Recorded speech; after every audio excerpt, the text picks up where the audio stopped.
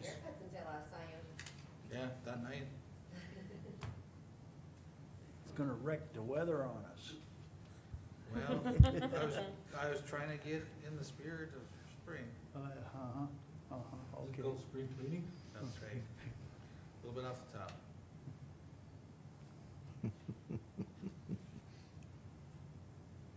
I do it naturally. I was gonna say Gene's my hero. I always say I just cut the gray ones. I used to do it like this all the time in high school, and everybody's like, why do you cut your hair so short? I said, well, you know, someday if it just doesn't grow back, I'll be used to it. And that never happened. I hate spending money on shampoo. It just goes down the drain, doesn't it, Gene? Oh, for heaven's sakes. Todd here today? I hope so. Not yet. I'd asked. As far as everyone knows, he's gonna be here. He hasn't called in yet.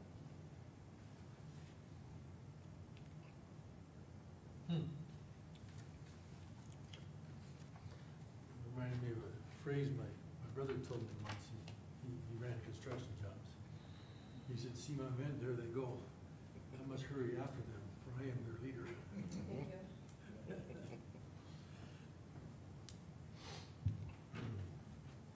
That's kind of what I thought.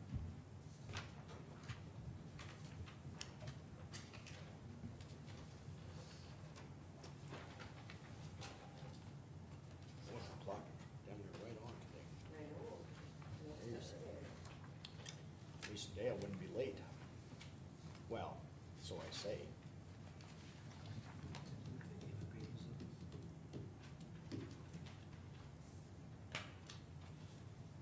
Oh, I put my analog on today. So, how many teenagers have you asked to look at that and tell you what time it is? We got half of it. No? yeah. Those are the clocks we have in our house, and the kids don't know. You I have should an let analog? Shannon know. Good. Yeah. I think Our everyone big one should. we need in there. Shannon, this is only has odd pages on it, the lease.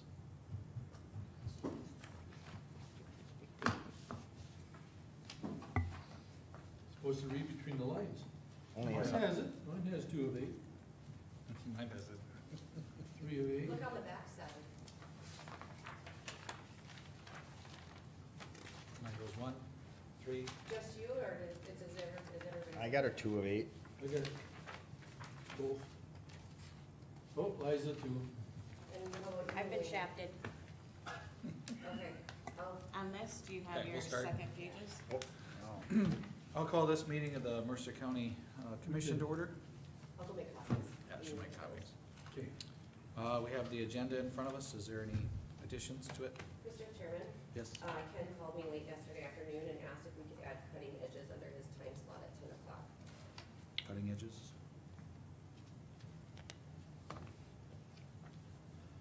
Mr. Chairman, Yes. as long as we're talking about roads, I would like to add bridge repair south of Beulah. And I just learned of this Tuesday, Okay. so that's why. And Okay. secondly, Yep. I would like to add wind ordinance update. Under other? Yes. Mr. Chairman, Yep. I had 6 phone calls and between phone calls and text messages, and I have assured people that we would not be discussing wind at this meeting. It was not on the agenda. Okay. Okay. Fellow commissioners, I disagree with that because this is our meeting and stating that it would not be on the agenda, I think that's our choice whether we put it on the agenda. Statute says we can add at any time, even during the meeting. So stating to the public that we will not talk about it, I think is wrong. At this point, then we're not going to. Mr. Chairman, I have the floor, please. yeah. Please Go let me ahead, Mark. finish. Okay, thank you. Anyways, I want it on there and it should, I sent the email to Shanna on Monday evening, right before closing time. Now, last week at the meeting, I did ask that it, for an update on the wind ordinance and, or, it's in the video, put it on the next meeting. I assumed that was on the agenda for the next meeting. So, and I did not open my email Friday, so it had to be waited till Monday to put on the agenda, and that's what I did, as soon, when I could. Okay. I did ask for it to be put on there last week. I said for an update, we didn't have all the changes. There are some legal concerns that I think the board, we need to get answered, and I'm hoping the state's attorney is here today, and we can get those concerns answered. The more, this has to be done prior to the moratorium being lifted on May 5th or 7th, right in there. There is a possibility that we may have to have a public hearing. So there might be some time constraints, so I want to discuss at this meeting what has to be done, and it's important that we get this done. I won't Okay. disagree with Marvin that we could have some discussion on it, but I don't think there will be any, motions or any movement made on it today. I But did not expect any movement, Okay. but just discussion. Just information, basically? Yes. Okay. Shanna, any issues with that? I mean, other than, we're not gonna. We're not gonna do take any action. Take any action, but, Yes, I mean, yeah, it's, legalities fall back on the board. Right. So they don't fall back on me, so. right. Any other, additions or concerns with anything that's been added? I move to approve the agenda is it amended or As amended? as Yeah. amended? Okay, motion by Jean, is there a second? I'll second. Second by Marv, any discussion on the agenda? Seeing none, Jean, Aye. Marv, Aye. Wayne, Aye. Liza? Nay. I'll vote aye, that motion passes. Approval of the March 2nd meeting minutes.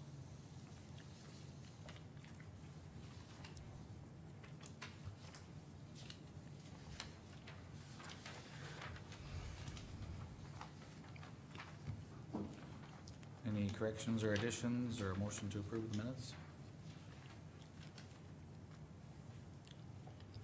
I don't see anything. I read them all last night, they all Yeah. look pretty good. No, I'll make a motion to approve as presented. Motion by Jean to approve the minutes as presented, is there a second? I'll second. Second by Liza. Any discussion, corrections, or additions? Seeing none, Jean? Aye. Liza? Aye. Wayne? Aye. Marv? Aye. I'll vote aye, that motion passes. Review and approve of bills. Yeah, I think I got all the pages. Just a chair got. I got it. Mine are in there.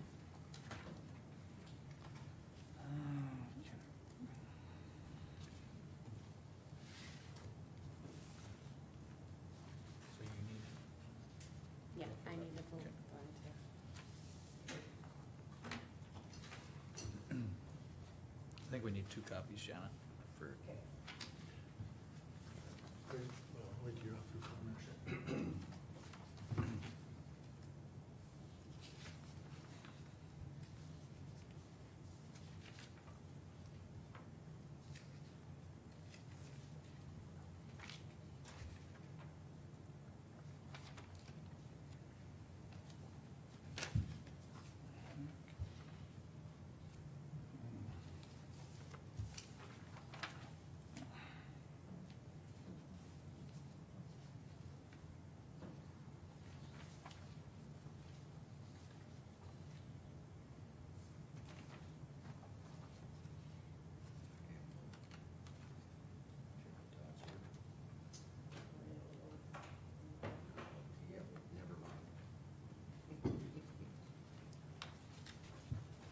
Good morning. Good morning. Todd is here. and present. Well, in body anyway. It's just morning, we're not gonna get into classification. I heard that when you came in. It's morning.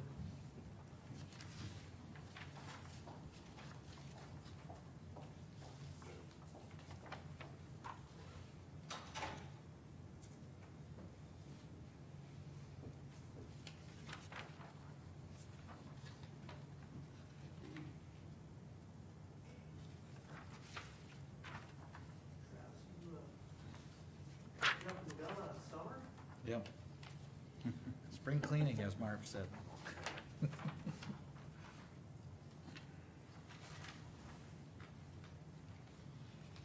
How about me? You haven't changed. You and I have the same issue each morning. When we look in the mirror, we comb what's left of our hair. Actually, I don't. Well, you just use a different comb than I do with your hand. Yeah. Yeah. I found the comb in the drawer the other day, pulled it out, and had to go ask the wife, what the heck was this? I haven't seen one of those forever. I was telling them before you came in, Todd, that I used to do this in high school all the time, and everybody always asked me why I cut my hair so short and stuff like that, and I said, well, you know, someday if it doesn't grow back, it's not such a big change for me then. Yeah. I resemble that remark.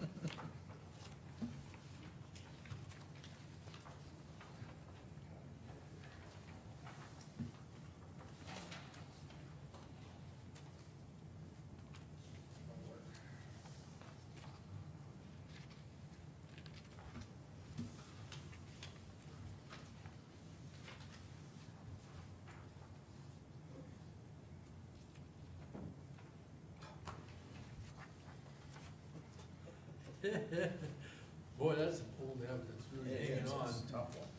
hanging on.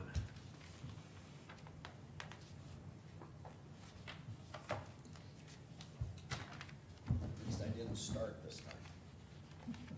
That would have been a pretty color too, is that purple ink? Way up there.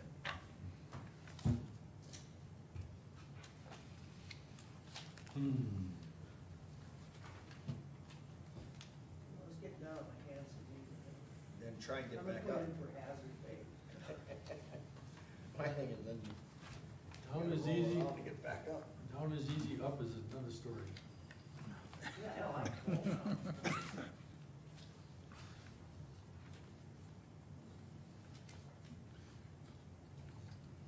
Mark Brooks captured it beautifully. Much too young to feel this damn.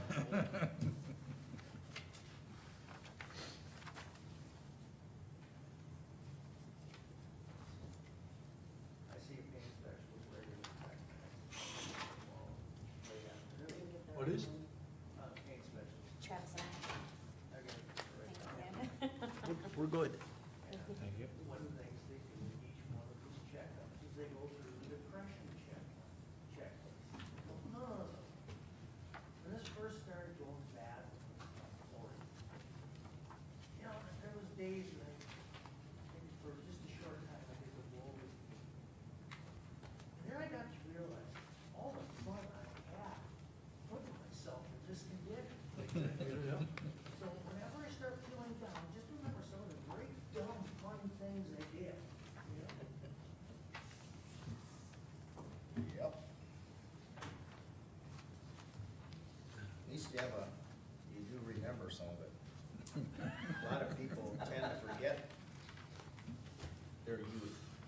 And then I am one who says, so, you know, I used to know you when you were a teenager. You know what, You realize that is a downside for me, because there's a lot of people that are teenagers around here. an older fella, at a public meeting not too long ago, same thing, up and down. Sharing chairs is what we were doing, because there weren't enough chairs. And, he says, yeah, we are much older, and our body's telling us that. I said, but this part, he said, doesn't think that yet. Oh, no, there's days I get up in the morning, and I'm 17 years old, bulletproof and bomb-proof. And then I get out of bed. Fall out of bed. Well, Stumble out, there you go. We've got one of the second generation centerpieces. Takes 4 men, 2 boys, and a little girl to supervise, move the damn thing. Crane would come in handy, and it's really tall. So all I gotta do is just kinda get my legs off the bed and then the momentum pulls me up. Shannon, It really does. did we, in case I missed it, That's why I'm just wanna know, just is sticking to there a myself bill here. here for 15,000 for bridge repair? Okay. Fellow commissioners, just in case I miss it, please watch for a bill that might be around 18,000 for bridge repair. I haven't seen one yet. Just, that's one of the reasons I brought it on the agenda. Didn't mean to interrupt you, Todd. No.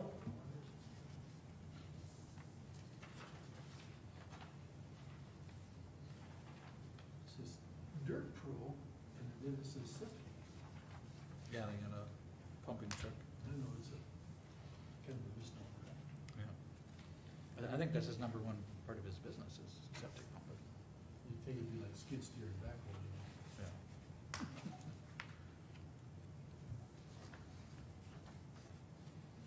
Here's a response too for everybody in regards to that scissor lift.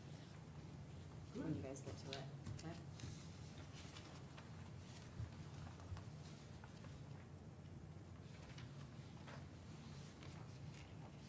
Where's he out of? No, no, I do not know. No.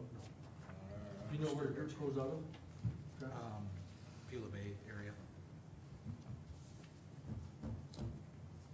Kelly Heights is the one that owns and runs it. You don't know me. He's the guy that's over there with us.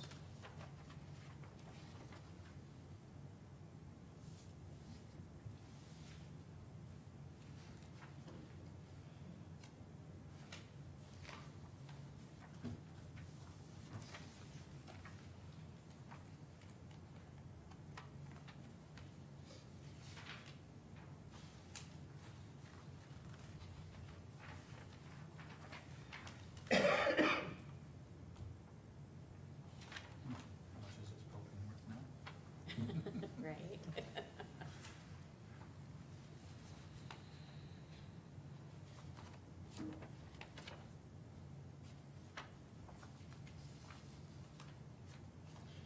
This is very interesting.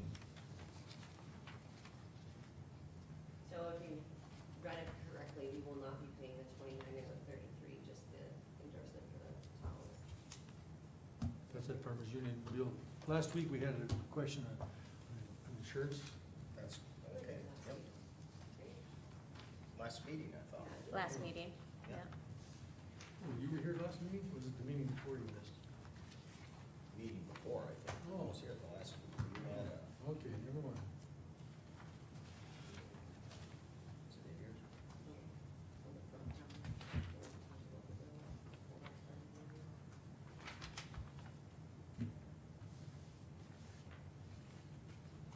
The minutes state right there. The minutes I was here, probably Not fully. who knows? So Physically. did you get a clarification On on the it? back page, Okay. plus Shannon just summarized it.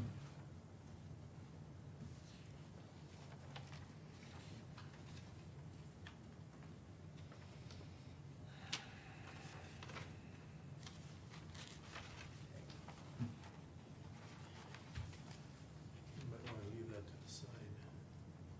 We're not gonna approve that one, right?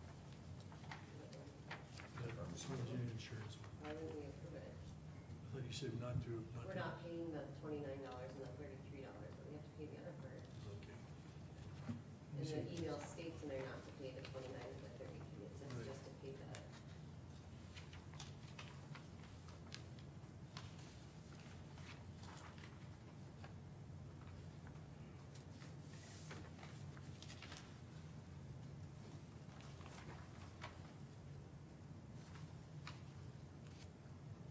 Well, we're getting the propane at contract price here. Oh, oh. I wonder how that's working out for you. Hopefully they had it in storage.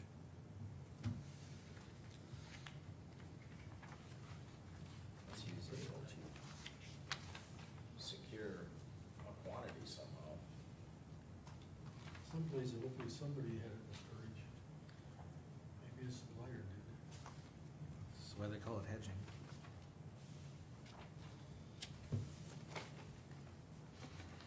Well, I was on, I took off before Solinsky talked, so. Anybody here? Okay, that answered that. Anybody care? Is this on?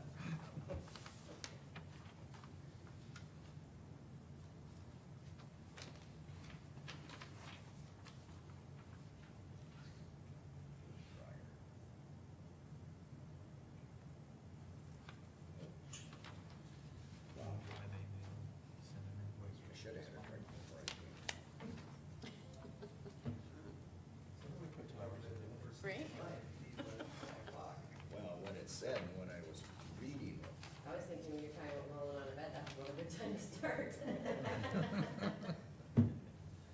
time I drank that, it was because I had been to bed.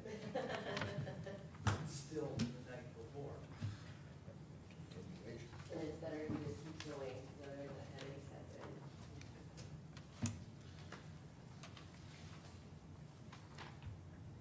I don't call it, I had a number of jobs, I thought advanced self-defense, into the ed program for young ladies.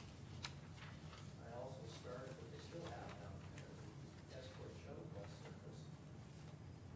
This way during the nice weather, we have responsible people, walking people, if they're really nervous, walking, back in we had some incidents that people were concerned about. And then during cold months, we ran a shuttle. Part of the agreement is that we could use it through the state government, but I have to do maintenance on it. And I'll put the special service only anytime. One night we had my final exams, and I ended up finishing out the shift for the shuttle bus driver. It's supposed to be night. Doing some maintenance on the bus, and then I found a couple things that maybe the officers could have done, but since I was there, I continued, so I finally get back to my apartment about 9 in the morning. I'm stiff, I'm sore, and my final exam was to say I'm all over the room.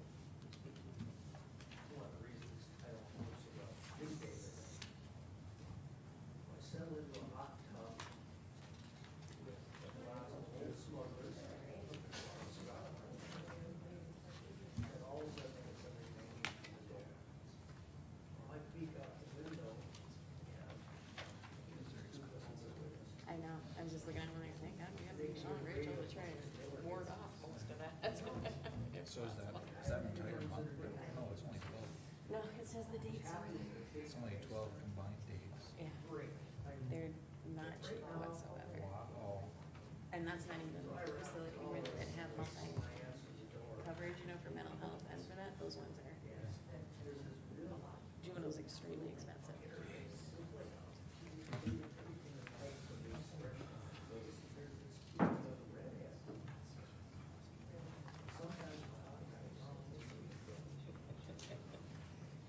Used to. Yeah.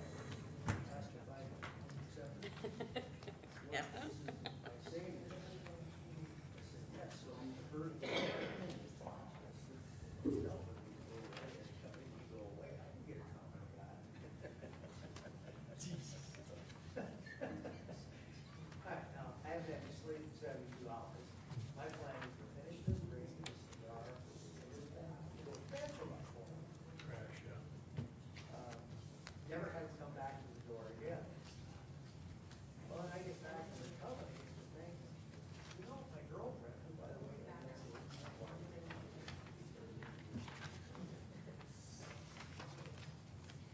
I better tell her about it. Because when you do something stupid like this, it's best to tell the significant other.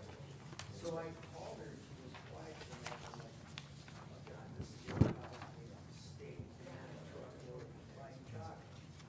And she busted out laughing. Well, see, you were probably placed on that do not recall list, revisit list. They probably just put up my lost cause.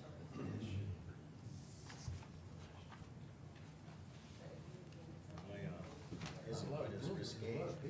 My father was very religious.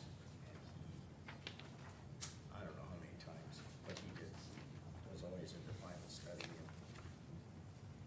one of the witnesses came to the door and said, "Come on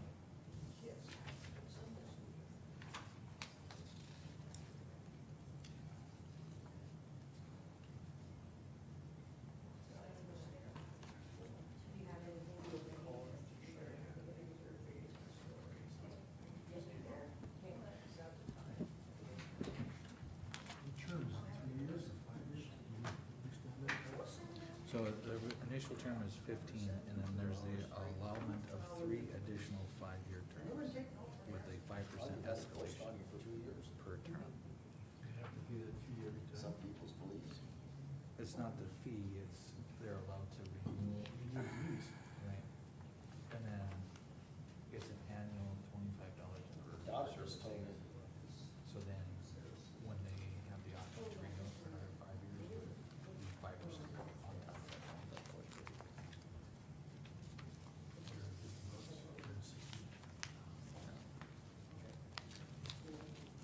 Not much.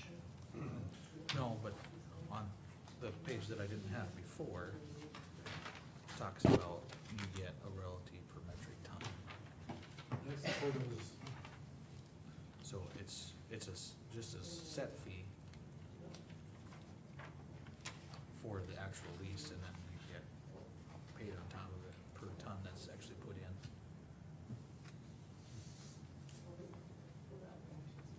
okay.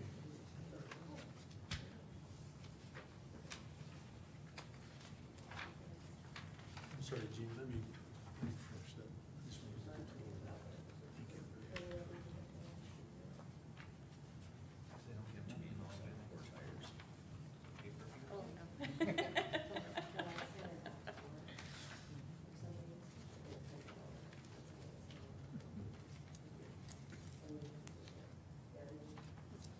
Didn't bring the manual, but I haven't seen that for over 3 years. Which one? This one. Penguin. That's good marketing. Little penguin with a great antenna.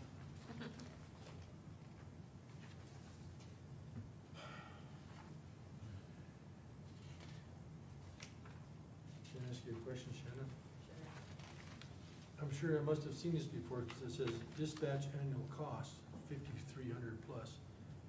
But I don't recall ever seeing a bill from Penguin. Is that e-dispatch? Is that the e-dispatch one? Yep. Yeah, that's where we're like, the firefighters and everybody will get like a text message sent to their phones, as well as like it going out over the pager, so if they're not right by their pager, they can still get notice of it. I guess I didn't, it's probably come across as our board before, but I don't ever recall that Yeah. particular company, so. They may have put color paper on it or something. I say they might have changed their, Logo? yeah, So how long have we had that, the Billy? I would say a few years, I know for sure, I was gonna say at least 5. yeah. My husband's on the fire department, he's been getting this. It's actually very handy. I think Gene would rather that you sent him a piece of paper. An emergency, I don't know if that's that good. Right? I think you're just trying to tweak a screw.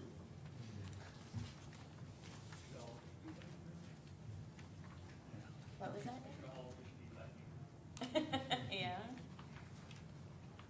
I don't know how well Wayne would do then. I lose my postman out there in the You country. wouldn't have nothing to do, huh? I have to drive to Billa then. Uphill both ways, right? Yeah, uphill both ways. In a storm. And the direction switches.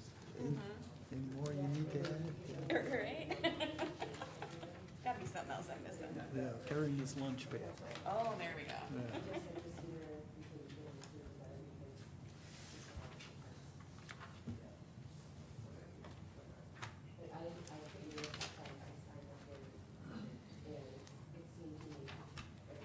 You forget, some places we don't have very good tower reception. Yeah, yeah, we're right at the break there.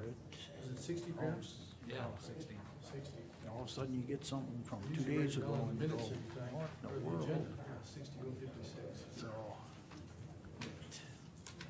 it kind of bites, yeah. It's the nickel and dime of meeting, I guess. Big pack, but not much there.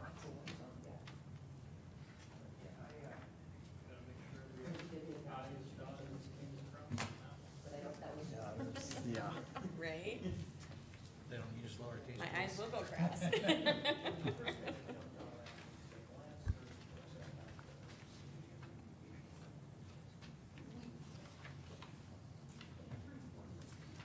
Yeah, and then you go a little west and a little south, you get to Towers and Glen Olin and Hebron off the interstate. And there's that way too, you get some real strong signal, then you get down, all of a sudden you got nothing. And, yeah, just a couple of hills that did it, you know.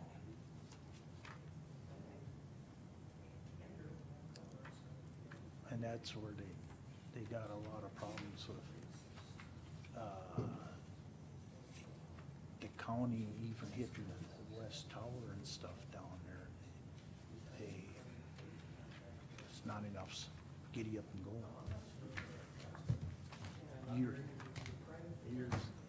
Years ago, they had, you know, it was the analog, they had 100 amp booster behind the seat, you know. Well, then, they didn't have an issue, but then 60 amp and stuff had. The fire district has the same, you know, same problems. Buster's handwriting. I'm like, "Please." Hopefully, like you said, either the cell phone will pick it up or something, you know. No, he's around the bottom. It's exactly the way it Yeah. was, he's around the bottom. Yeah. Probably because of the Yeah, last name. that would help the issue, yeah. That day will come. I don't know if we can approve any bills that come after the phone. That's why I was like, what? I think they're in alphabetical order. Yes, because that's what I emailed everybody. I'll need to take the date off. So we're gonna, you need to take action on it. You haven't?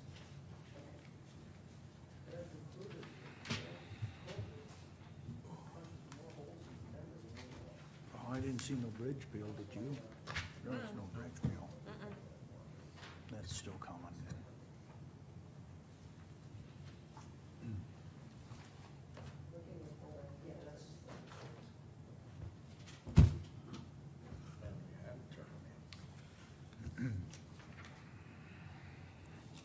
Gene, you good? Good. Okay. Is there a motion to approve the bills? So move. Is there a second? I'll second. Motion by Wayne, second by Liza to approve the bills. Any discussion? Yes, I'd like to withhold the $29 and $33 for the Farmers Union insurance. The scissor lift used by the road department. And that was the part in the, that said to withhold. Okay, Not to pay it, yeah, she told us not to pay it. okay. Any other discussion? Okay, Wayne, I'll vote aye. Liza, Aye. Marv, Aye. Gene? Aye. I'll vote aye. That motion passes. Next up, we got Cindy. Okay, the vacant lots per state, that is, during our sales ratio this year, we would have had to go up 30% if we would have lumped in our vacant lot sales with it. And I had explained to them that we don't assess our vacant, or don't have our vacant lots as commercial. But they do say that all vacant lots must be classified as commercial, and the zoning and assessing are two different things. They also say if there's a contingent lot with a garage, it must have a bedroom, bathroom, and kitchen, or it must be classified commercial. And I had attached the email from the tax department referencing the Century Code along with the state guideline. Mercer County has never followed this guideline. I don't know why, probably because it doesn't make sense. Although the valuation doesn't go up, the taxes will approximately go up 10 to 11%. And I also attached a copy or example of that. And Todd had suggested I ask the state if there was any penalty, which I did in email and asked them to send it to me in writing, and they never did. So I'm not sure how you guys want me to proceed. I personally see if I go tax somebody at commercial, they're gonna think they can put a commercial building on there, but I reckon Cindy brought this problem to me. Generally, if you wanna make sure you're doing something legal, make sure what you're doing makes sense. Pretty simple rule. If it doesn't make sense, then you need to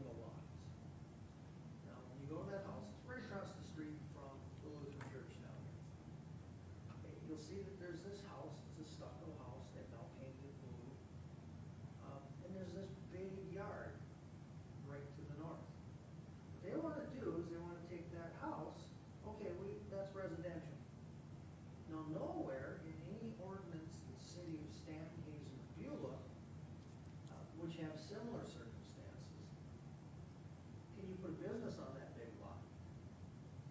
But they want Cindy to tax that as if it's a commercial property, just like the stuff downtown. Give you another example, some of you know my brother and where he lives. He actually bought the lots next to him, there was a house that needed to come down, and tore it down, and put up a garage. Since it's not a dwelling, how they define a dwelling, they tell Cindy one thing this time and then change it the next time she talks to him. So that would be commercial, but the house is residential and it's a contiguous property. Now, here's the first response to legal. Doing what they're telling Cindy to do, we all agree, doesn't make much sense. To tax an empty lot next to your house that decreases your yard at a higher rate than the property your house sits on. Statutory interpretation, so even if they've got a statute, I can't find, and they can't find to show us, that says she must do what they're saying. There's a statutory interpretation statute, numerous cases stretching all the way back to early statehood, throughout, all the way up to 2021 was the last case I read. This language is in there. You cannot interpret statutes that have an absurd, ludicrous, unreasonable, or ridiculous result. Each generation Supreme Court has added their extra exemplifier. So I'm looking at this looks ridiculous. So the first thing it is, I had Cindy ask, okay, if we don't follow this, what's the penalty? We've asked them, where in the Century Code does it say we have to do this? I can't find it. I haven't heard back from somebody at the AG's office, because this one kind of bugs me a bit. I'm like, where are they getting off telling us we need to do this? So, till they can tell us that we're legally required to do this, and under what circumstances, I'd advise Cindy, don't change it. That they don't have, I can't find where they have the legal authority that we have to tax somebody's yard as commercial versus their house being residential. I can tell you that taxpayers aren't gonna be real excited that all of a sudden, the big lawn they have, so their kids and grandkids can go out and play on the lawn. Most of us are old enough to remember doing that. But now that's commercial property taxes, but at the same note, no, you can't put a business there. That's the very definition of arbitrary and capricious, and that's what political subdivisions can get into trouble. This opens a kettle of worms, and I can't see why we need to open this kettle of worms. Do we need a motion, Cindy, Well, to leave it as is? I think so. I think so, Yeah, cause the because- state told me to do it. Right. They told Cindy to do it, so we as a commission can direct Cindy to do it the way we feel. I'll make a motion to that effect.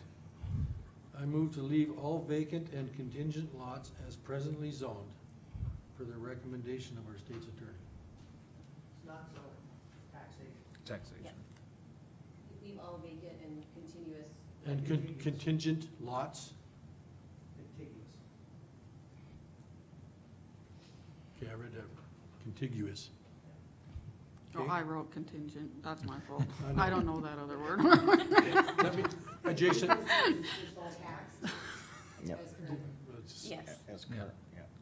and then I'll have you read that motion back to me. Adjacent to, okay.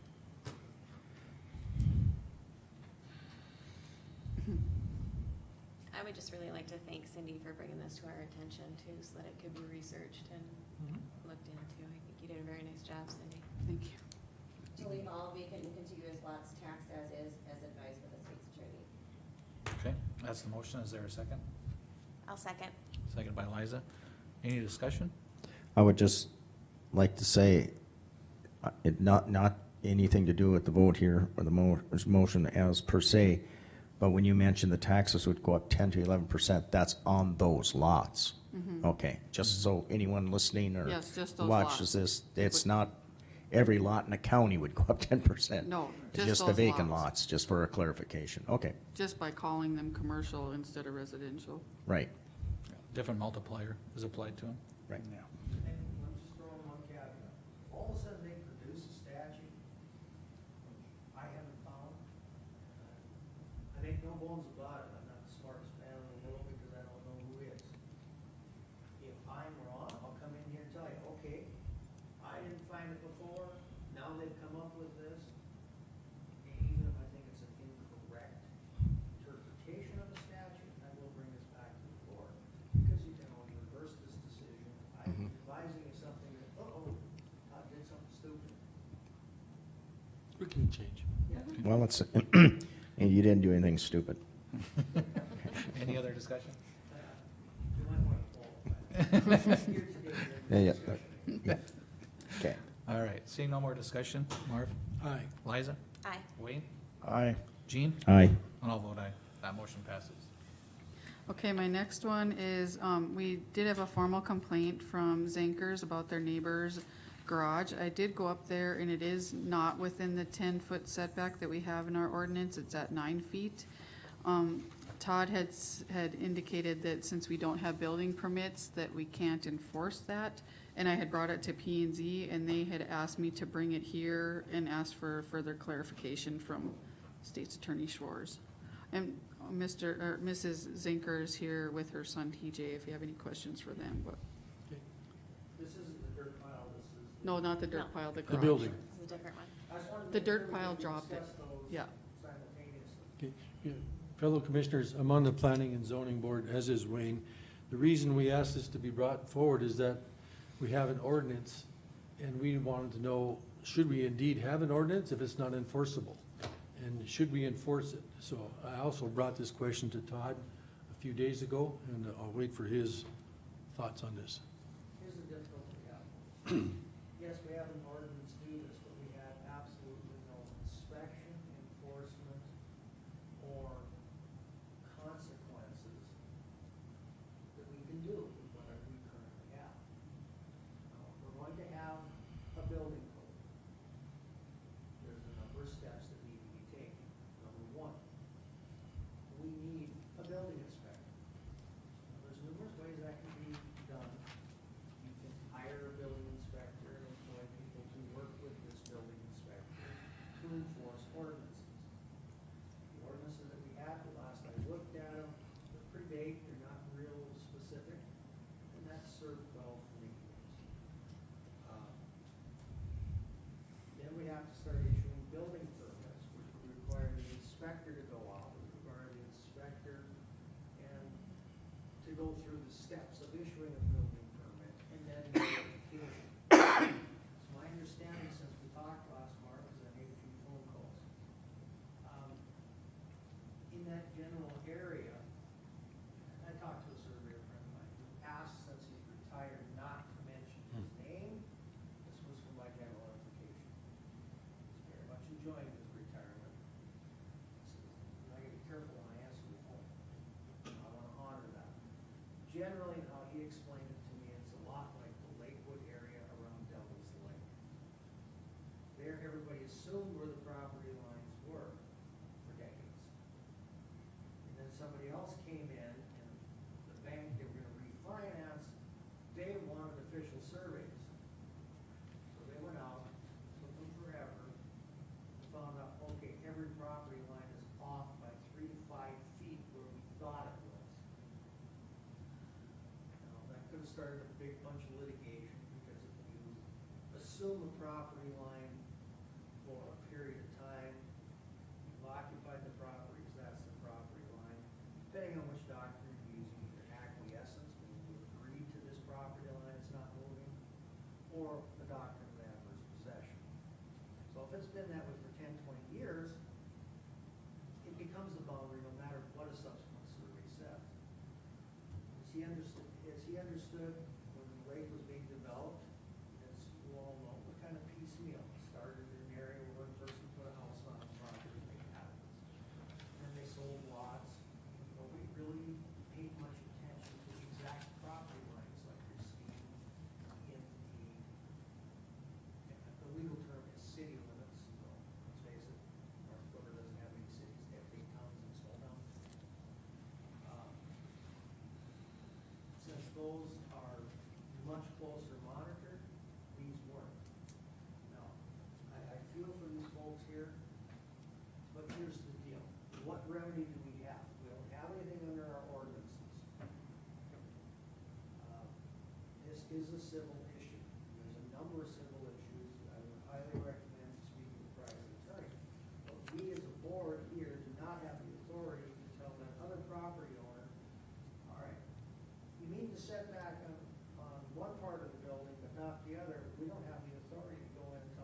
have to tear it down and create one waste. So it's an unfortunate accident that we don't have a remedy for now. This board needs to decide, what do we want to do going forward? One of the ways some small counties have done this is with their building permits, they will hire engineering survey company or a company that does building inspecting. There's a number of engineering firms that will step in and do that. Then we need to go through our ordinances, get them more up to date, spend some time with the uniform building code for some ideas. And every time we draft a building ordinance, we've got to do so reasonably. And then we have to have the enforcement mechanism and the permit mechanism all put together.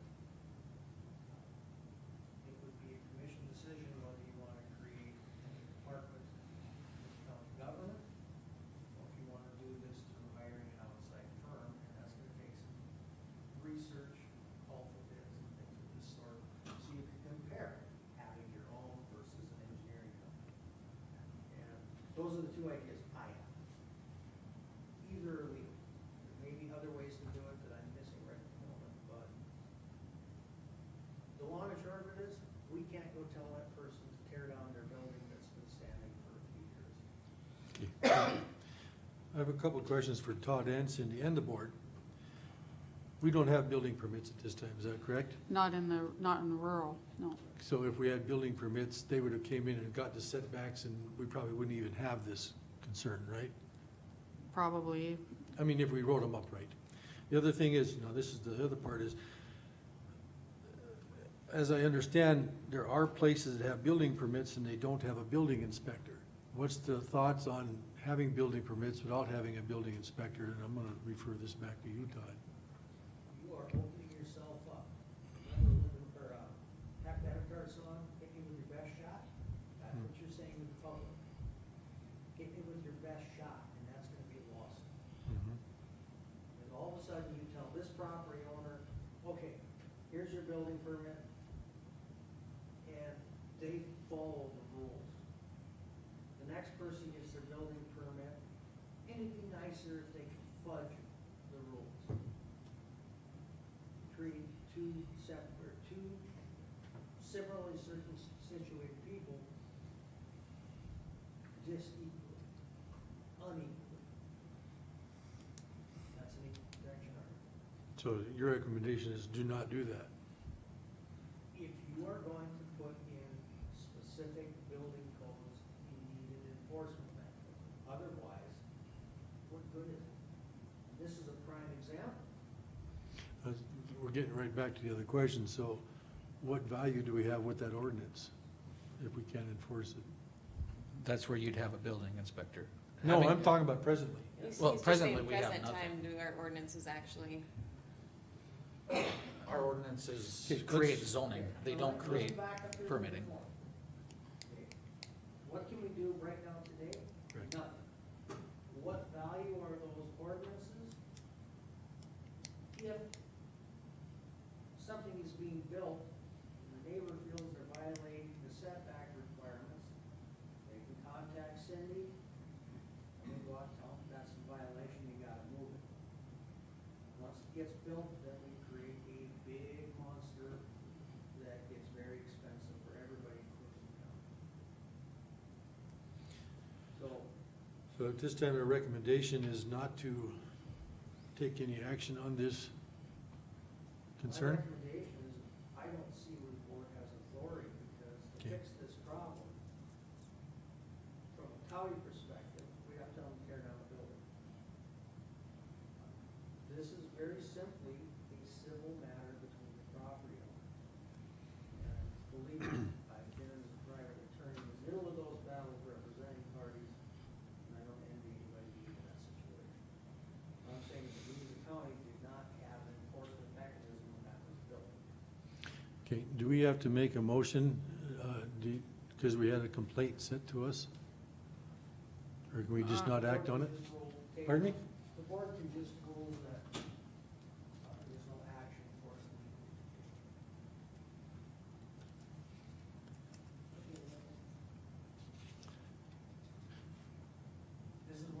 Again, does that has to be in the form of a motion? How do we get it in the minutes? I'd say yes, so we, I would recommend doing that motion, and not take legal action. Is there any, either one of us could have a statement? Yeah, come on up. I mean, this is kind of a unique situation and, what we do today as far as, what we do in the future is kind of what we're setting up for, but, go ahead and come up and, I think more information on the problem itself. would Right. help in figuring out the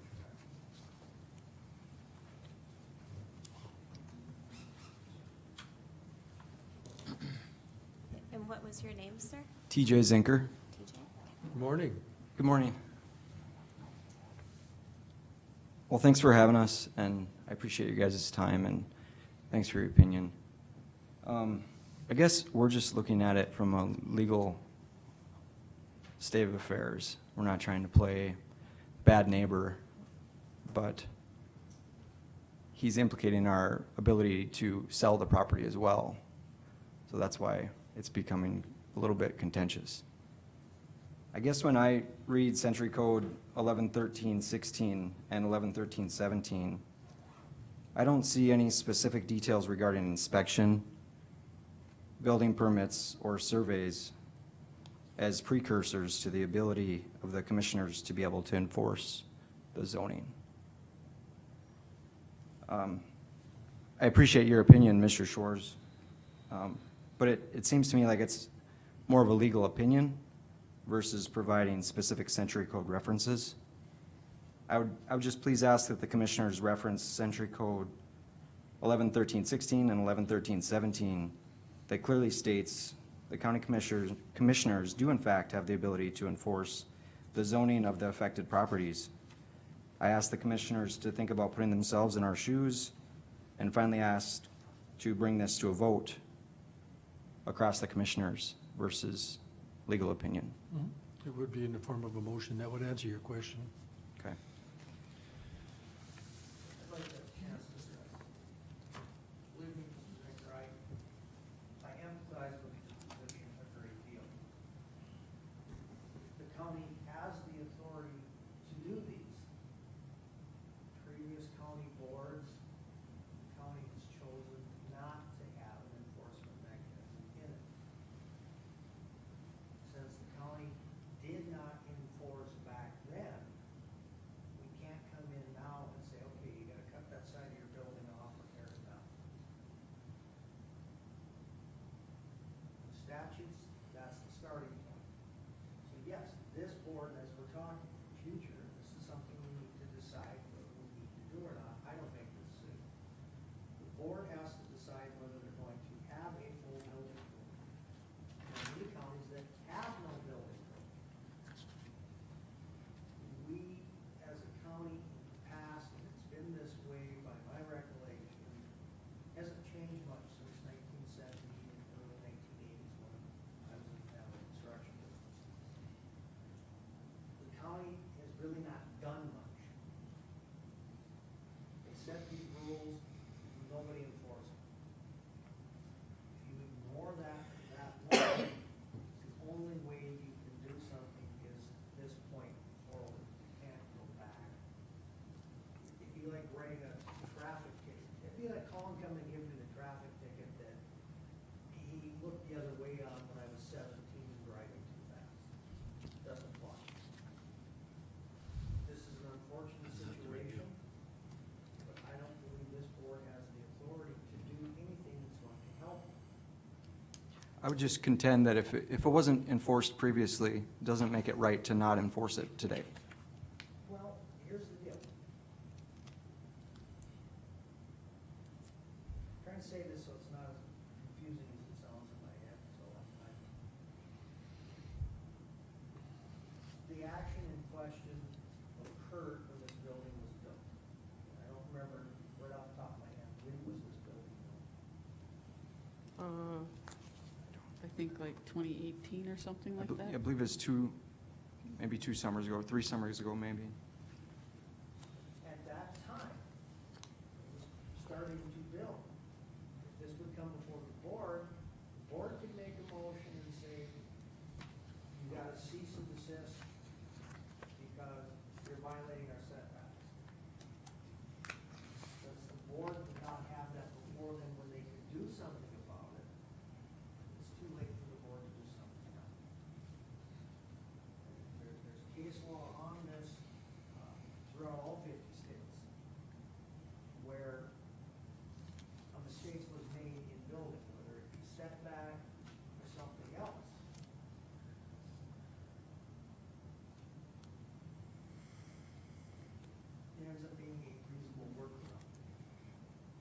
I guess that's what's that question. Has the time passed or has it not? And what specific legal ramification would that hold? And what law would that state? It has passed because it's been there for now, this is the 4th year, right? In 2018 it was built. Because the only remedy to do that would either be made, and this would be civil things, I have to walk a very fine line, I can't give an individual citizen legal advice. I can state general principles. I can advise this board, I can advise Cindy, I can advise any of the county departments. You have civil rights with your neighbor, and you need to speak with the private attorney to do that. The board can't do anything because it was never brought to their attention when it was something they could do.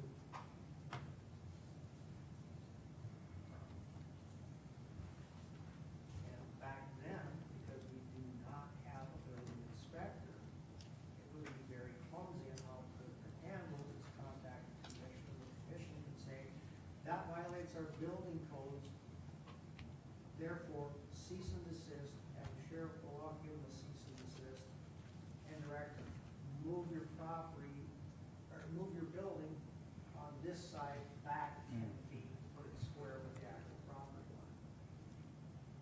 So,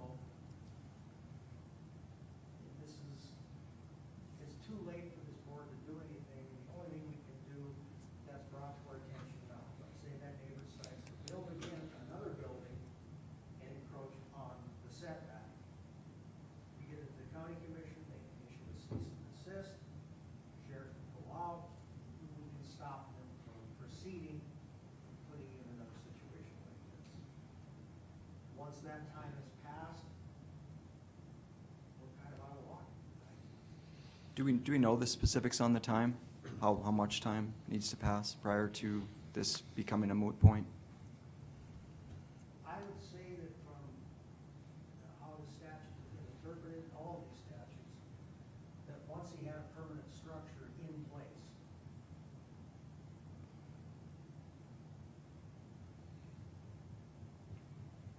But there's no specific time period. I'd say once he had his concrete courts, I understand this is a, I just haven't looked at pictures, I haven't been out there. I believe it's a dirt floor, but Oh, okay, well, then once he had the building, yeah, we weren't on site. It's not a permanent property for us. So it took quite, he actually had it up within the months, and this is a personal thing, but as my dad was passing away in the hospital, it was constructed. We got back up there, it's up, so it would have lapsed whether I was here. You know what I mean? It's one of those things that went up in a matter of weeks. So the inability to come during that time period really puts us in a bind to do anything at all. And that's where we're at, so. I guess that's all I had to say, so that's. I have to pause this for a second. We have a 10 o'clock RFP, and I just need a motion to close the acceptance of RFP for the construction engineering on the Federal Aid project. I so move that we close the bids for the Fertile Age project. Okay, motion by Marv, is there a second? I'll second. Second by Liza. Any discussion? Seeing none, Marv? Aye. Liza? Aye. Wayne? Aye. Jean? Aye. And I'll vote aye. Okay, we can go back to what you're saying. Can I just, and I'm no attorney, and I'm gonna be very careful on what I say. You ask about a time frame. I'll just cite an example. I knew an individual who wanted to put up a building, did similar situation. There was no zoning or building permitting, and they went and staked it out, poured the concrete, and the neighboring entity, seeing that, immediately went and addressed it with the county, and that individual at that point couldn't build. So he had a slab of concrete out in the middle of his yard, so to speak, well, it was on the edge of his yard, because it was encroached on this other property. And at that point, and to this day, I know where this is at, I can still see that piece of concrete, and there's no building on it, because it encroached on the other property. So, and I know, and when you ask at what point,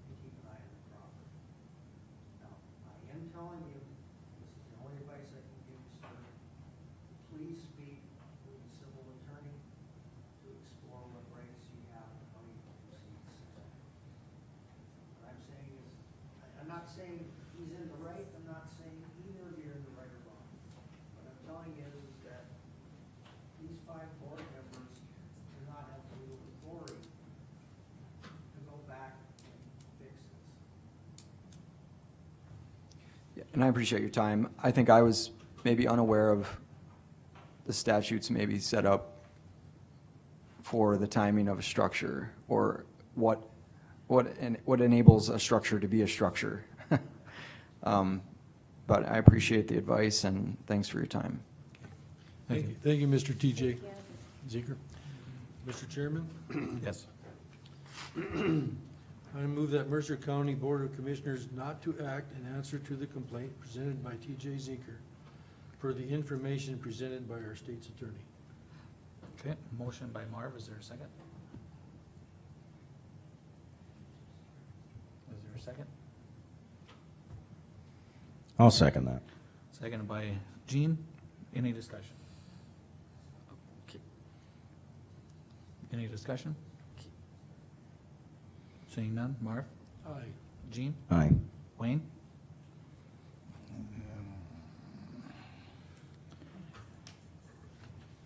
I'll vote nay. Liza? Nay. I'll vote aye, that motion passes. Cindy, do you have anything else? Well, I don't have anything else, but I will need to know how to proceed going forward. I mean, it says, okay, am I supposed to follow the ordinance or not follow the ordinance? It says if I get a formal complaint, I have to investigate it. I'm out there at 30 below weather measuring this building for no reason, really. So am I supposed to investigate formal complaints or not? Do we need to change the ordinance at P and Z or wait till we get building permits, or how am I supposed to proceed? And I know we're over time, but somebody's gotta tell me what to do if I get a complaint today. I don't wanna go investigate it for, Put it on the agenda for another meeting to give some time to discuss. Right. Time after we're done, I'll give you some guidance. Okay. Very simply, if this complaint would have come when they're staking out the building, they started building the building and then completed it, this board could issue a cease and desist, Right.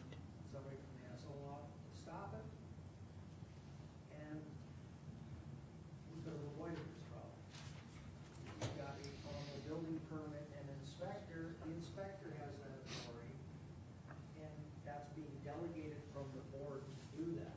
We have right now, yes, it has the authority, city comes in and tells you, wait a minute, they're building this building within 5 foot of the property line instead of the 10, you can issue a cease and desist. Okay. All right, we'll move on. Thank you. RFPs for the construction engineering, how many have we received? Just the one that Eileen and I discussed this morning from Interstate Engineering. Okay.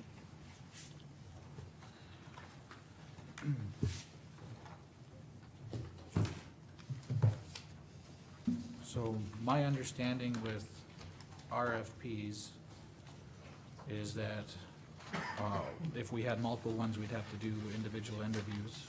But if we only have one, we can make a decision on that one. Am I correct? How we've done it in the past.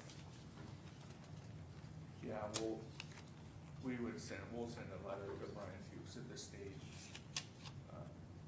Or we can help write one for you guys if you want it on a county letterhead, just saying one was received.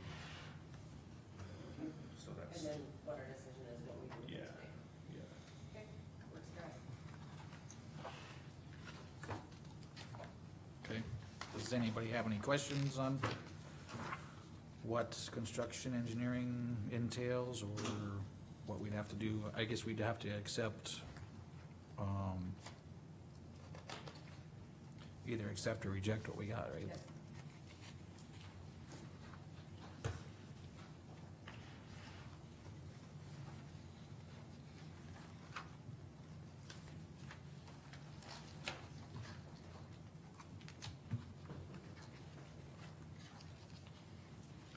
So this is essentially, we had this last year, now it's being reviewed this year to see if we would accept it this year, correct?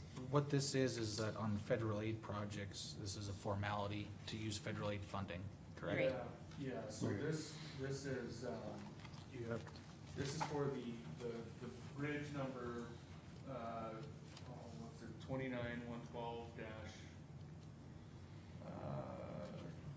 12.1, I believe, is the bridge number. Federal aid that we're receiving on that project to replace that bridge out by John Shields with the box culvert. Okay, So in order to use federal aid for construction engineering fees and services, you must Have to have an solicit a RFP. request for proposal, or not solicit, advertise, sorry, a request for proposal, so that firms can all Bid in. get in and you guys select through an interview process, if there's more than one, I guess, which it sounds like there's just one, so then you would say, okay, you were essentially appeasing the state with the use of their federal dollars, saying Okay. we're not just picking one, we're interviewing several for this. And you do this with other areas or agencies too, correct? Yeah. Have there been any changes that have gone through or anything that might be something that we should really note? What do you mean, I guess I'm trying to follow your question, is like changes as in how? Like, cause you've done this previous years, correct? Yeah. Right. With other federal aid projects, for sure. Right. Yep, Yeah. yep. So essentially, the only changes would be like if you have a new person who works for you. Oh, or anything like no, that. so and as it states in the proposal, the team's listed in there, it's the same team that's been working on this project for the design process that we've been helping you guys with, that's our proposal anyway, so Okay. assuming you selected interstate engineering, but hypothetically, say there were 2 or 3 individuals that did, Right. if you were to select someone else, you'd be working with them on the project on the backside, and we would, of course, we would step back, we would assist you through the bid letting and selection process of a contractor, and issuing contracts and notice to proceeds, and then we would step away from the project at that point. But what this does for you is allows you to use federal aid money to pay an engineer for Okay. their time on it. That's Essentially what what it this is. does. Right. Okay. Is this per project? This is specific to this project. Okay. So if And we for didn't have, each- go ahead. And for each federal aid project, we would, We would need something like. If this you- again. Correct, unless you chose to use local funds to pay Gotcha. engineer, Yep. you have to follow this process. Right, what I was gonna state was if we do like a mill and overlay, or we re-gravel or something, where we're just using local dollars or state dollars even, just not federal dollars, Right. Okay. we can just go with our, We had it. appointed county engineer. But when we trigger the the federal aid money, then this formal process comes. Yep, I follow. Just ask that question for clarification, my purpose and for everybody listening. Gotcha. Good old boy. And Mark. Yeah, gotcha. Okay. Everybody has an opportunity. Thank you. Yeah, everybody had an option. So the next step then, Charles, is to Changed this rule. send a letter to the state. If we accept this proposal, he sent a letter to the state. We were the only Yeah. one received, and that you're gonna request federal aid. We're gonna request, we're gonna actually request that you guys don't need to interview if you choose not to interview. And you can interview if you want, but this part of this process is you receive proposals and you must have a minimum of 3 interviews. Unless you receive less than 3 proposals, then you have that many interviews with the firms that are involved. In the past, when we've encountered this happens a lot, and I'll be honest with you. It happens a lot because a lot of firms understand that their county engineer already is involved with this, and they're doing this because they have to for the state. So there's, I guess, if I'm being totally honest, I think there's some folks out there that feel it's just a waste of time, but that's not, I don't wanna say that, it's just one of those things where, But we the would, state requires you to do it, So so. since we Thanks. only received 1 RFP, we can choose not to do any interviews then. That's what we've experienced in the past, by sending this letter in, we say we, you You'll know, draft it, and I'll put it on Yeah. board letterhead, and we'll go from there. correct, yes. Well, to satisfy the state's requirement, this could be considered the interview, could it not? I would If we assume Yeah. so. That I don't know, maybe, I would suggest scheduling another commission meeting formally as the interview, just as a common sense thing. But Then we wouldn't be able to accept this proposal at this time yet, because we haven't done the interview. Is that correct? Let me back up.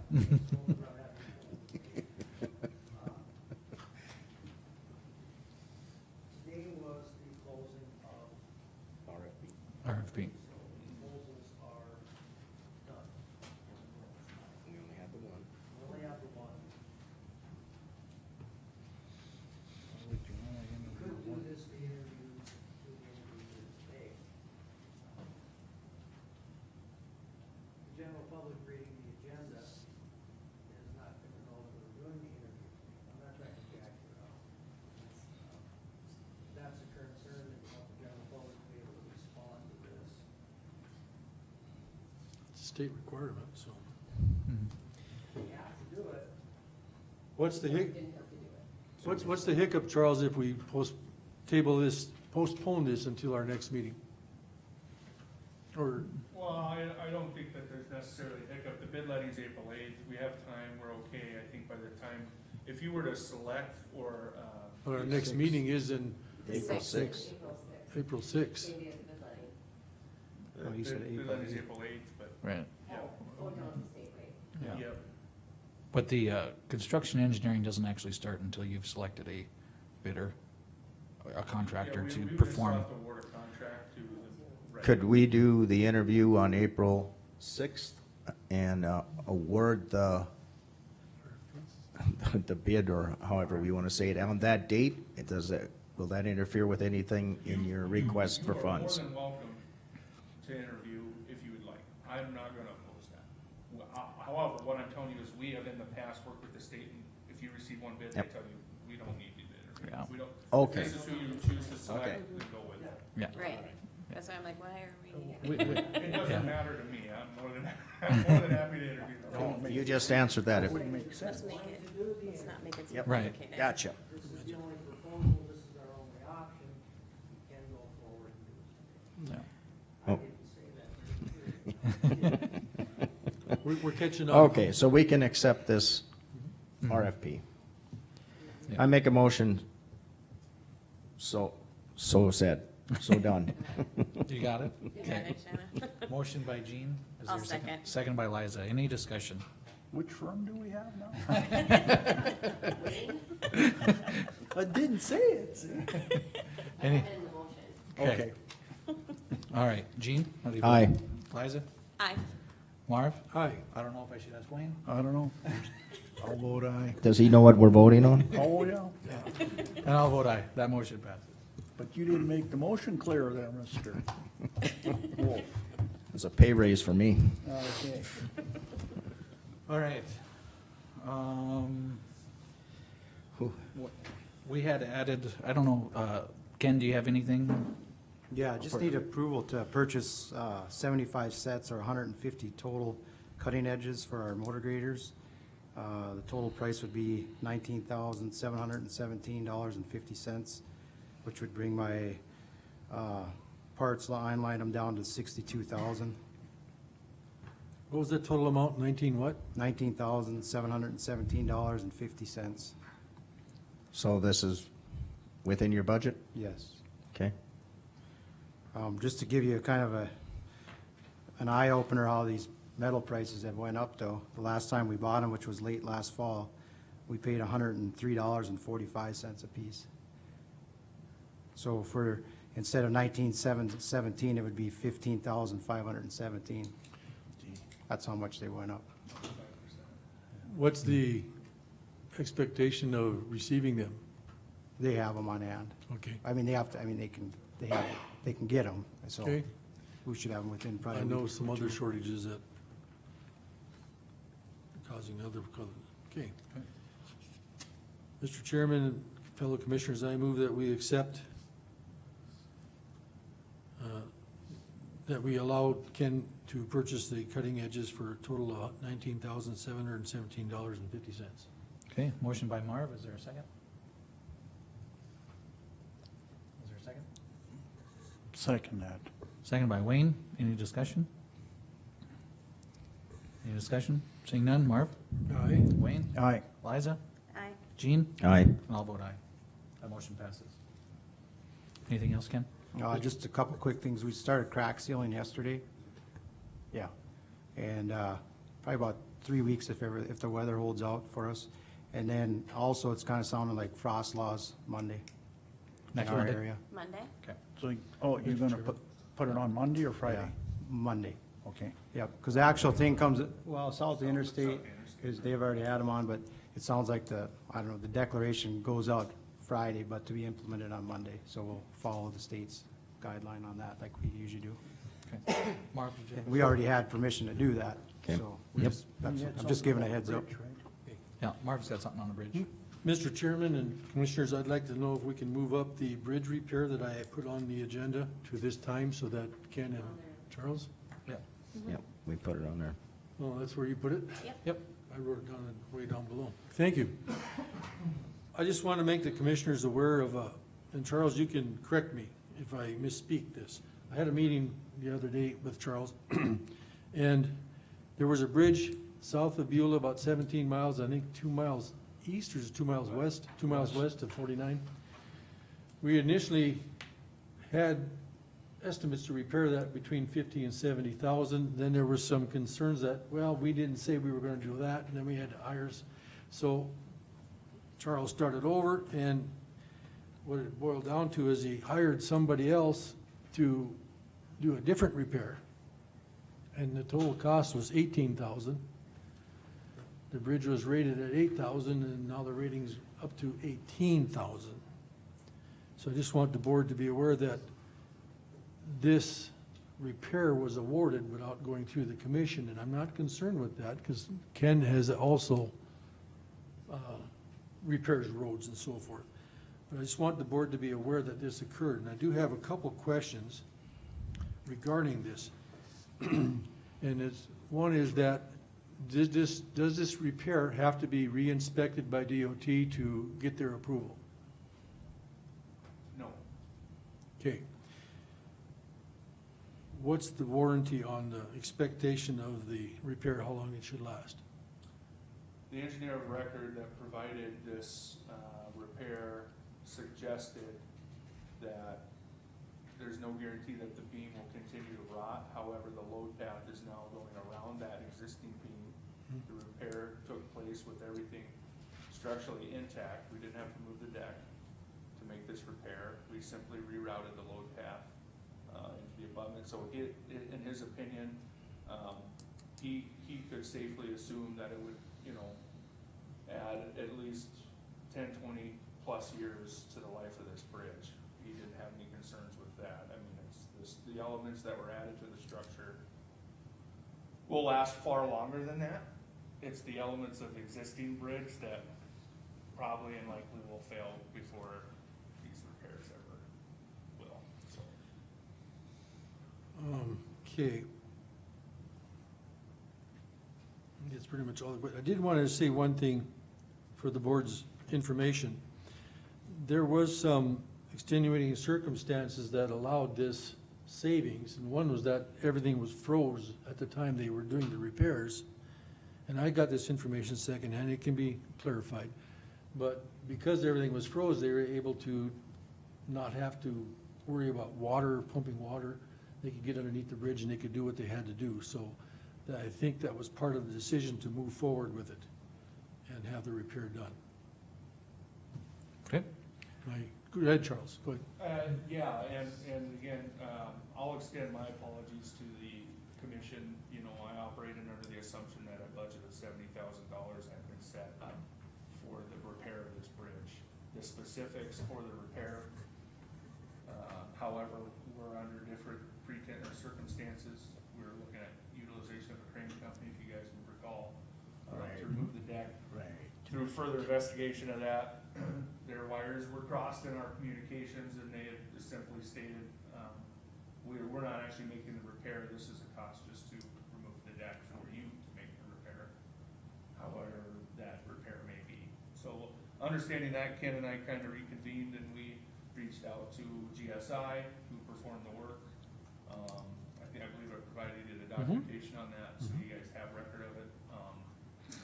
And they formulated a plan that seemed to work really well, and it was a cost savings effort. And I was happy with the extended life of the structure. I was happy with the cost associated to the project, and I was also happy with the rating report that came from the state as a result of the repair. He coordinated that directly with the state, and it increased, as Marv said, from 8 ton to 18 ton. So, that being said, As, we decided to move forward with the understanding again that we had a $70,000 budget for this fix. anyhow, as a fellow commissioner, I'm thankful that the bridge is done, and you came in at a great cost, and we got a nice structure, and the ground was froze, and sometimes you have to do what you have to do, and you did it, and thanks for that. Thanks. Ken, do you have anything else? No, I think Charlie pretty much hit it. You know, we did initially talk about this. We were waiting for, his name was Wes Dickhut, the engineer with GSI.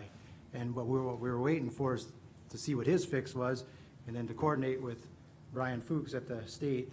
Right. And it all just kind of went in line, so. Because we had, and like Wayne did say, and with the ice down there, if we would've did this Monday of this past week, we wouldn't have been able to do it because there was too much water on top of that ice already. So we did it in the nick of time. We saved money on it, and it's fixed, so. Okay. One thing real quick, if I may, with the commission, I guess Ken and I have had our eye too on a culvert, a cylindrical culvert, it's north of Stanton, northwest of Stanton. It's in some rough shape that has caused concern with us. And there is a repair that we can perform on this culvert that would, the reason I'm bringing this up, the cost associated with that would fall technically within the previously budgeted dollar figure that we had for this bridge alone. I think, like I said, we budgeted $50,000 to $70,000. If you include this bridge repair we had south of town and what we're looking to do on this culvert, we would still fall within that budgeted number. So I don't know if the commission would be open to the idea of us looking at fixing this culvert in place as opposed to completely replacing it. Because it's a significant cost savings to the county if we look at doing this lining effort as opposed to excavating and replacing. Just something we've been throwing around. We can bring more information perhaps at the next commission meeting for you guys. I just wanted to put a bug in your ear on that because that's something that, if the dollars were budgeted, maybe we could consider 2 birds with 1 stone here, I guess was the thought. Good Okay. idea. Yeah, if you could bring that information to the next meeting, Charlie, I'd really appreciate it. Sure, yep. Okay. We kind of need to move on to our next agenda item, so. Thank you. Thanks. Landfill maintenance dump truck. I know Candy just stepped out, but Jim? Actually, I asked to have Oh, did this you? Okay. placed on the Sorry. agenda. Yeah, okay, good, Ken is still here. The main reason that I asked to have this placed on the agenda, because I know that we were discussing having to purchase a new dump truck or fix a truck that we already had. And I think my biggest concern on this is I'm kind of having a hard time finding out why we need to purchase a dump truck when we have our county road department that could be helping out in this instances, because I know like for the maintenance department, it's more about snow removal, and that doesn't happen that often. And I know, in talking to Candy before she walked out, it wasn't that often that she would need that help. And my concern is if we use this truck that they were previously talking about, you know, if it continues to need repairs, who's gonna end up paying for those repairs? And, you know, none of the maintenance department and landfill doesn't have much money allotted for that, and are we just creating more of a problem when hopefully it could just be in something that could be scheduled? You know, like for Candy's instance, maybe it's like every 3rd Thursday, she just knows that she gets to get the dump truck out there, and if she doesn't need it, she'll call and say, I don't need it this day. You know, so it could be scheduled out, and we could hopefully avoid any extra costs in a whole bunch of different areas. And so that was why I wanted it brought up to the board again. Liza, Chairman? May I speak, please? Yep. I agree with everything Liza said. And what I wanted to ensure was that we're following the rules, which is our century code. And I took the same question over to Todd and asked him about it. And he said he wanted to ponder it a little bit. One thing that I did look up, because I do have the century code, or the portfolio for the road department, there is a century code that says the county cannot lease its equipment for less than the cost of its operation. That's so, and I mentioned that to Todd, so I'm gonna refer this to Todd. Because the landfill is an enterprise fund, it's not part of the county. But it is part of the county. it is in the county, but it's supposed to be, it's like it's, Employees. they are like a private business. It's- So let's refer this to Todd. What's your thoughts, sir? Oh, There's a number of topics that flew there, and I wanna make sure I address each. As far as. Can you get road a equipment, little bit closer to the mic? Thank you, Tom. try to move things around so we can still come back. As far as county highway department equipment and personnel doing the snow removal here at the courthouse, it's technically a county road, our parking lot. So, no harm, no foul, no extra bookkeeping. Just, it's the same thing as if they're, cleaning the county road to get to Stanton and clean the parking lot where they're parking on county property. As far as lending equipment back and forth between the landfill and the county, if it is a separate entity, like a wholly owned subsidiary, there might be some accounting things that would require that we actually shift money from this side of the ledger sheet to that side of the ledger sheet for the usage. If there's no requirement of that, then I don't see where it's an issue. If there is a requirement, you just do the transfer of, okay, you've got, for easy figures, this month you had $100 worth of rental of the truck, next month $0, month after that $900, okay, at the end of the quarter, you have to show it. But it's a legacy fund to get the money in. I would have to go to Shanna to know, how are they bookkept? Is this part of our general fund and legacy? How does that work? Neither one of them are general fund, landfill has their own fund, and county road has their own fund, but we're all one county entity. The landfill just does not receive any tax dollars, which does not mean in any way that they're not part of our county. Otherwise, they would be following our county handbook and. Well, and then paying my- their benefits and.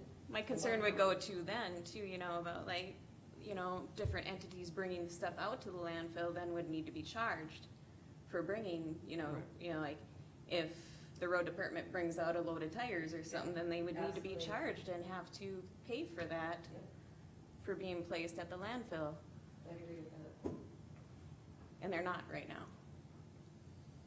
And I don't know that they necessarily have to. I don't know when necessarily, I can't find any prohibition that if the landfill needs an extra dump truck and the road department has one, they can lend them for that day.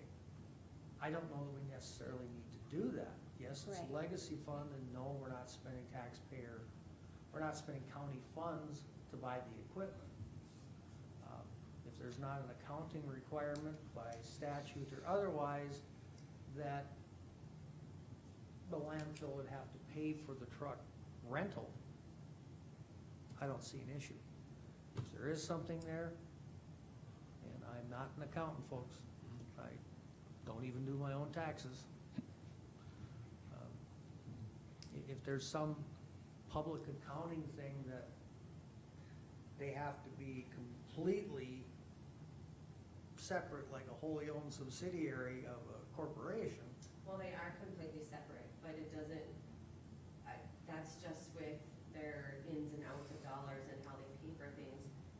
I don't think there's any provision in the accounting where it's even gonna talk about use of equipment. And we are the only county landfill, everything else is municipal, so I don't know how we're gonna, who do you turn to? If you don't know the answer, and I don't know the answer, try to get the answer somewhere.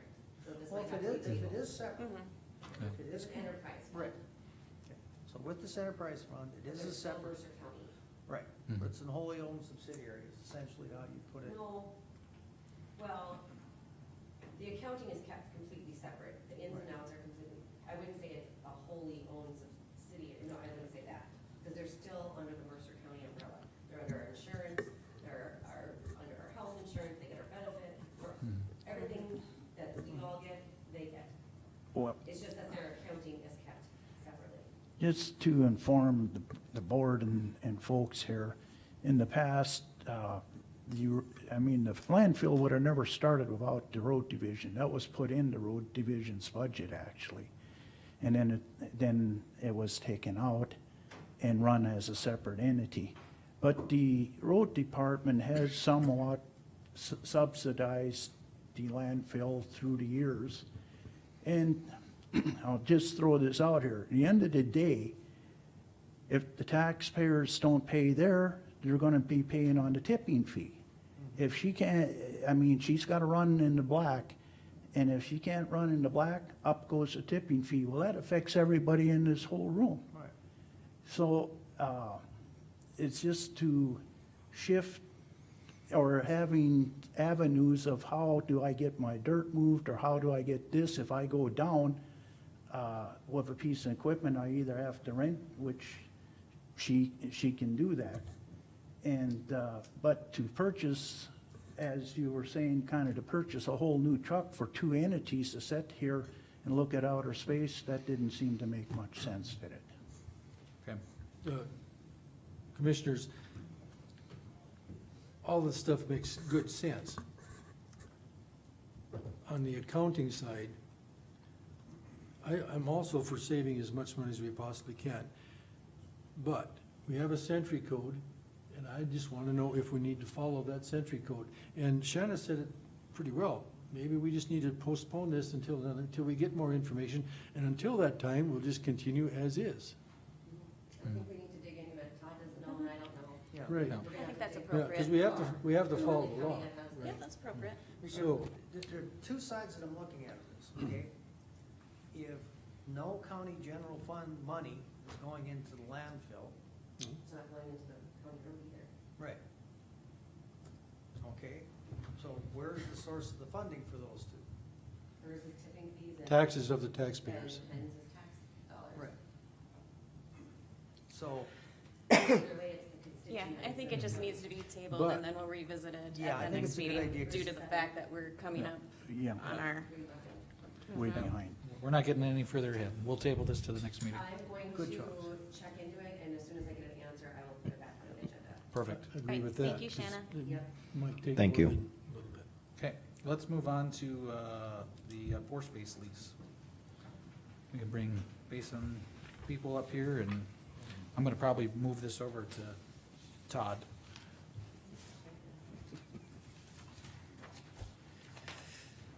We're keeping Todd busy today. Yeah, everything. We have all the Hi. gates now. Morning. Good morning. Morning. If you wouldn't mind introducing yourselves? There's that bubbly face again. I am Mike Murray. I am the Director of Property and Right-of-Way for Basin Electric Power Cooperative. And I'm Shauna Labor. I'm the Senior Property and Right-of-Way Specialist assisting Mike on this project. Sean? Shauna. Shauna. Yes. Very close to Shanna.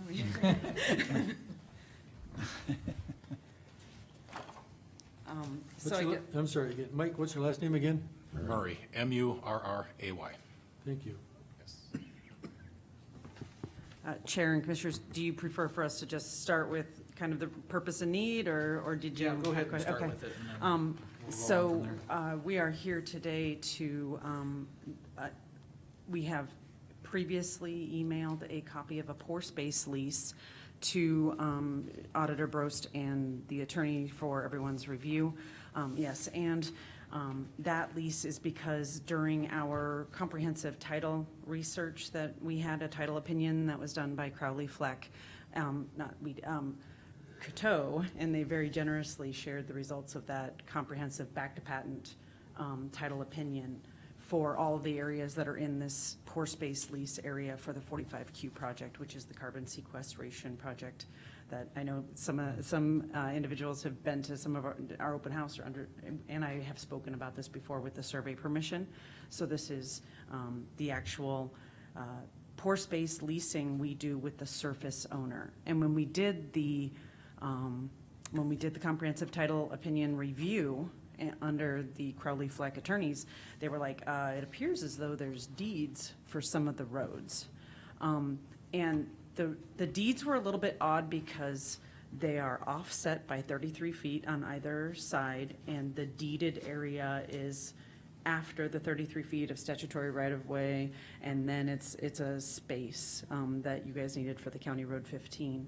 So when I sent a couple of maps to Auditor Brost before on Monday, and hopefully you guys got a copy of that, where there's like a blue and red lines, which are somewhat different, but the reason why you're in the project area is because of these deeds, which a lot of times they're easements, so it was a little bit unusual to see the deeded strips. And so, because there's a deed, you are the surface owner as the county, and therefore we need to enter into the pore space lease agreement because you guys have an ownership interest. These blue parts are the ones that we see that I found deeds for. Now, if there's additional deeded area, I didn't find the records and neither did the title opinion, but that doesn't mean that's, I don't know if there's something in minutes from between 1912 and 1929. And Shanna has that memorized. So I guess. Weren't some of those minutes lost when the old courthouse burned down?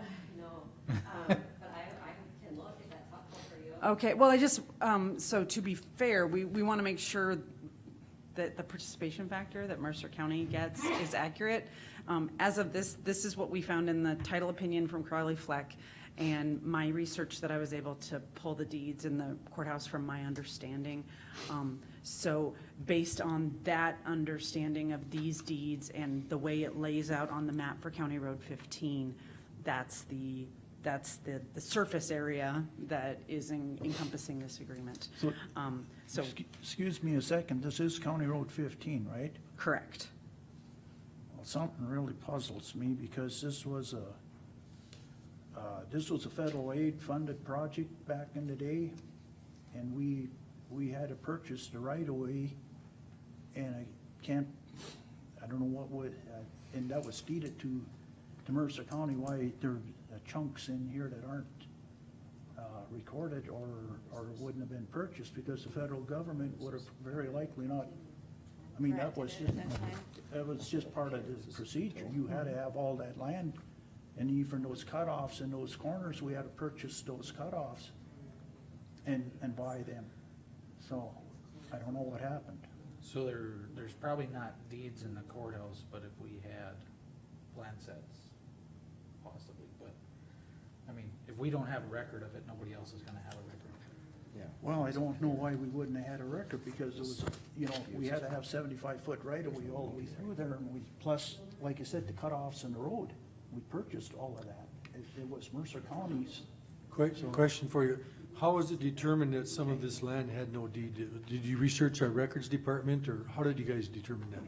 Correct. So my individual research, I requested a copy, like I worked with the county recorder, tried to figure out to the best of our, the resources and the questions that I had in these sections that had County Road 15 on it, and from the title opinions. I mean, I didn't find anything other than these deeded parcels. I apologize. And I will add, the Crowley Fleck Law Firm out of Bismarck did the title opinions for the entire project area, every parcel of property, and they did not come across it as well on those missing parcels. Now, some of those title opinions they did back to patent. Some of them, they just updated previous abstracts that had already been done back to patent, so. Does that answer, where are we at with that, Wayne? Any your information? Well, Let me jump in a little bit. okay, Because when we do these road projects, you see it kind of follows a section line for parts of it. right, And with section lines, we have that 33. easement, that 33 feet either direction for a total of 66. Right. That's fine if you got a dirt path, section line road. But if you're gonna do an improved road, you need more than that because of highway requirements for upslope, backslope, the whole bit. For this project to have been completed, there had to be something. I've seen it a few times where it's by an easement and not a deed. The preferred method in the last 15, 20 years has been to deed the property. But there might, when was this road updated? Well, I'm racking my brain, I can't remember. well, did, Not very long ago. Gerald was on at the time, in Adolph. So it could be as long as 20 years back. But didn't we just do something with this road not very long ago? Well, we did that, We did a crossing. You did. we did, we added, I mean, north of Coteau property there, we ran 3 miles over to County Road 21, I believe. And that's possibly what you're, but when that Yeah, you paved, would've closed 15. This would have Yeah. been done at least 20 years ago, wouldn't at it? least, because, I mean, it went to paving. That was all 80s, gravel. 90s. And we had to, like I said, we had to go to 75-foot right of way. Right. And gee, 75 foot either side, so a total of Right. 140. 140, yes. This was improved Or about 30 years 150. ago. It might be wider than that. Uh, Because, I'll just give you an example. I had my right of way measured, it's a county road, and it was a total of 80 feet. So, there's a bunch of questions here that are popping up, right? Well, from time to time, they need further because of the lay of the land, and they'll go out for a total of 160 foot. I've seen it where you just have your standard 33 on one side and 100 on the other, and just because of the topography. But Hey, Can we just talk about what we know is deeded at this time? Yes, sir. I was gonna say, I could, just really quick, some of the problems are with the surveyor's calls, because the surveyor says to the left of center and not to the left and right of center. So the calls within these deeded parcels only call to one side. They don't call to the other. So we may need to have a surveyor clarification. There may be, I don't know what the other things are. I just wanted to let you know what our surveyor came up with. That's the deeded acres. And I can certainly work with anybody that you guys want us to, just to make clarification, because you guys probably want to know this as much as we discovered this. But as far as the easement itself, I will let Mike Murray address your questions. One of the questions, and I might not be able to ask this very well, you're looking for a pore space lease. So we're basically, when you inject CO2 onto the ground, it's going to infiltrate our pore space underneath that deeded section, deeded portion? That is correct. Okay. It's anticipated that it will. Now, Yes. the project area is larger than what the plume of the CO2 is projected to be, but you always get that buffer area as well. So it'll be injected over about 6,000 feet deep, and there's a pore space down there of sandstone, so it'll capture that CO2, and then it'll start to plume. And this project is designed for, like, I want to say like a 50-year plume to not go outside the project boundaries. So, Okay, I'm gonna jump back and forth here because I need educated. On the royalty, now this is, you're gonna pay the lesser, a certain amount per metric ton. Does that start once the plume reaches our deeded land, or does it start immediately because of the possibility? it'll start immediately once the meters read how much CO2 was injected for that year. So they're gonna, I don't know, December, January, whatever, they'll take their readings for the year, and then that will then automatically get paid to every lender. Whether you have CO2 under your land or not, you're all in the project area. So you have a participation factor. So the county has roughly 37 acres of this 15,700 acre project area. So you have a percentage, 2%, roughly 2% percentage. So hypothetically, if we inject 1 million metric tons at a $1.70 royalty rate, and then you get 2% of that, that would be, at the same time, every other project participant gets paid. Okay. Just a quick question. Who owns the other 15,000 acres? So, Are there private Yes. land? Okay, Yes. enough. Thank you. yeah. I was gonna say, he's gonna be listing names from now on. I was just getting ready to throw my water bottle. I will tell you, there's 18 different landowners within the project area. So So what are do you guys have any thoughts on how we address the question of the portion that's highlighted in red? So, Oh, yeah, for the map. It is our surveyor's opinion, and he is a registered surveyor for the state of North Dakota, and he did spend a significant amount of time retracing these calls, that he has come up with, in his opinion, what is accurately deeded to the county. Unfortunately, I don't think that solves your road problem, because I think you guys need to probably own, especially since you're maintaining and taking care of it as though you own it. So the issue is there's some portion that's Dakota gasification on the south part and some part that's Basin Electric. I know that I can't, there's a strange wonky piece over here. Wonky If you look at this one in section 14, Mm-hmm. we would be, I don't have the authority to buy or sell land. However, I can't imagine that our team would be adverse, because this is not where the road is, to making sure that we adjust to the correct space of the road. If you guys will, release this part, we can work with you guys to make sure you have the correct ownership of County Road 15 between sections 13 and 14, because that strip is a Basin Electric owned part.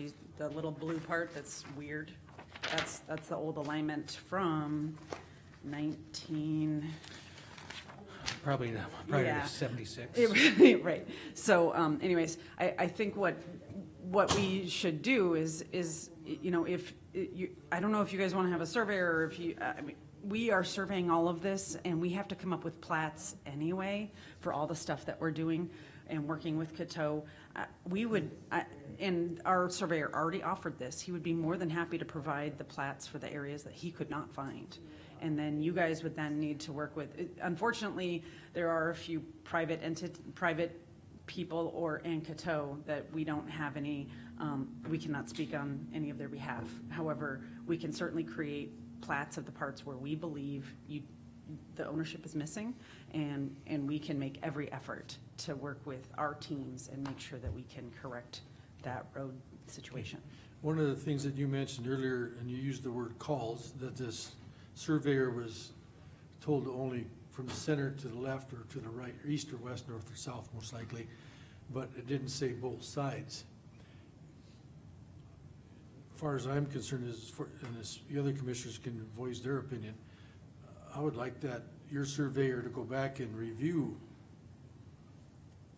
both sides of the road.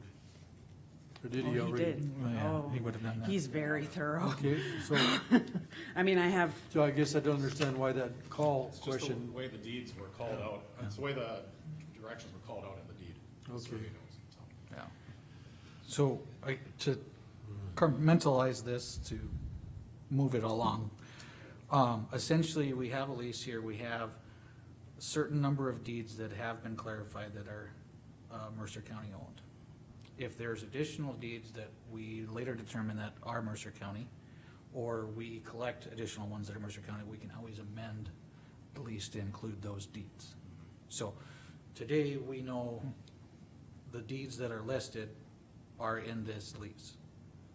If there's ones in the future, we address it at that time. I mean, we can go forward with what we have here to date, and if things change, we make those changes in the future, so. Just to Correct. clarify that, like Wayne says we purchase, but we're not purchasing land usually, we're purchasing an easement. So that land is still that landowner's, not the county's, we just have this easement to use for a road. There are instances where the county ends up buying it, and there's 1,000 explanations on why that happens. This could be some of the confusion, I agree it needs to be straightened out, because they don't need to have that mess, because they come here and we think we're okay, and then they go to the real controlling authority, industrial commission, and they get a colonoscopy with a razor blade. You don't wanna be in that position, and we don't wanna contribute to pushing that, so. So, and also the key word that Wayne used was that it was a federal aid project. Federal aid projects would require, We usually purchase easements, not the land. Well, But there are circumstances where we have to purchase land. right, And- and that's a right of way versus This is a all easement, but. completely off the records Yeah. because some bureaucrat got a bug up their nose. Well, anyhow, the best place is, I mean, Interstate Engineers, we're the project managers of that. We could go back to there and see what happened, you know, and then it's clear. Then we figure out if we bought an easement or actually bought Right. land. We can Right. accept That's a this. purchase land. The- This is something we as figure far out as- later. I think we can move on. We determine when we get this, you know. Okay, Yeah, and because as far as our project goes, we're only dealing with fee lands, because then that gives you the right to the pore space. If you bought it in easement, that is not something we would deal with. So right, and an easement doesn't give you the land ownership right, it only gives you the access. That is correct. So- Right. This discussion would even be relevant Nobody if knows somehow who this owns was this down land. to a right for easement. Right, okay, Basically, yeah. 6,000 feet, I don't anticipate. did you see anything, any issues with the lease, Todd? I saw some things I have questions on, and then this is gonna take a little bit. Yeah, We're trying to get back on schedule. yeah, I'm doing my best. Paragraph 8. I don't know that this applies to us because I don't think you're gonna be putting any building, pumping stations, anything like that in any of our property, correct? That is correct. All the facilities are on Coteau's property. Okay, so the issue about things being left and, the thing that caught my eye, lessee shall have the right but not the obligation anytime during, oh, this stupid thing. So even if it's in there, basically not gonna affect us. It's not gonna affect us. That was the first main question I had. Or better, we This just, is more curiosity than a legal question, but under paragraph 4, you've got carbon dioxide and other gaseous substances. I know this is governed by the industrial commission, but just for our public, what type of other substances other than strychnine? That's a good question, and they just addressed that at the public meeting. There's 2 other gases that were in there, and I don't recall. Sulfur dioxide, there's sulfur, and I believe they just said like other trace kinds of gases that just are, Others just covering the trace. correct, We're not- because, We're not all of a sudden gonna have a high Right. store where somebody drilling a well creates a big hole. Right. And again, folks, for our purposes, it's out of our wheelhouse because industrial commission regulates that. It's just that we need to know what's happening here for our citizens. The paragraph 12, we got hazardous substances. Lessee, meaning the company, not the county. It says the company shall have no liability for any regulated hazardous substances. This isn't something I'm saying, wait a minute, we gotta stop, we gotta research forever. This is all governed by industrial commission. Again, this is just for public notice. The industrial commission is the check and balance, so we're not putting something in there that if somebody drills an artesian well, we're gonna destroy thousands of acres of the county. That's all part of their regulations. Yeah, and if I could clarify that number 12, that is hazardous substances that the county would have had on that property effective prior to us having this Okay. project approval, so. Question, Todd, I'm gonna go back to number 8, Okay? where you read that sentence, lest you shall have the right but not the obligation. Let's just say, for instance, we wanna cross off the word the right but not, and it would say the less you shall have the obligation to clean up the land when they're done. Would that, do you think that's necessary? Well, if you read the rest of it, it says facilities constructed or installed by the lessee. So this would be, I'll give an example, and if I'm wrong and off base, because this is not something I've dealt with regularly in the more years being an attorney than I was then. You put a pump station. So they've got the pump station, and then they've got the regulating devices, those are gonna be in a building. None of those buildings can go in our right-of-way or deeded property because it's a road. And I've seen this in the oil industry where during the exploration, they build this building to do what they need to do. And, okay, we're done using it, landowner gets a new shop. So, this isn't going to affect the county.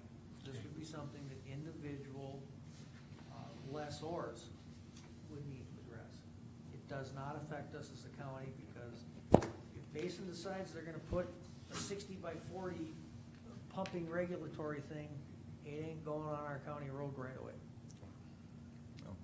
That's correct.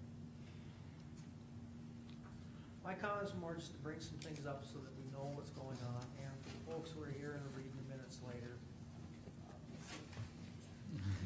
individual lessors need to cover what's best for them.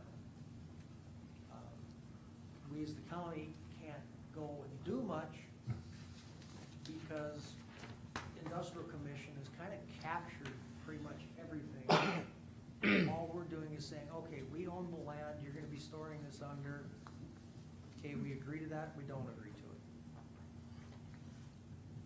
So should we take any action today, or should we postpone this to the next meeting? I think we're okay with this. The only question I see is, the way I understand this, and then the big word of the day is correct me if I'm wrong, but they were basically being a good Samaritan, telling us that some of this properties, they don't know who actually owns it or leases it, and we may want to look into it since it's a right of way. As far as the county goes, or as far as the lease goes, even under whoever ends up owning that, or who is in the ownership of it right now, they're gonna get the lease money. And if that ownership changes and it becomes the county's, then the county's gonna get that lease money. So there's really it doesn't matter, so to speak, at this time, who owns that or not. Am I correct with that? You're very much correct. So the pore space always goes with the current ownership. If current Right. ownership changes, those royalties and lease payments go to whoever that current owner is at that Right. time, so. So the way I see it, you're basically being nice and telling us, you need to look into this and see who actually owns this.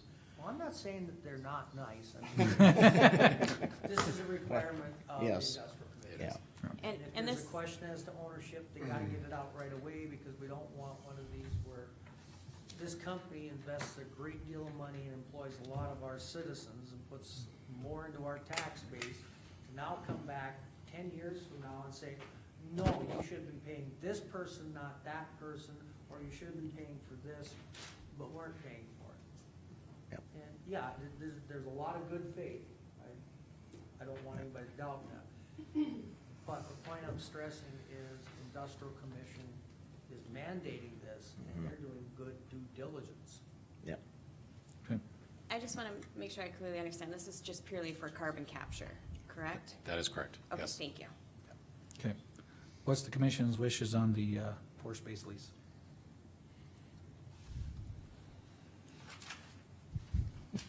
We're all just jumping into what we don't know very much about, aren't we?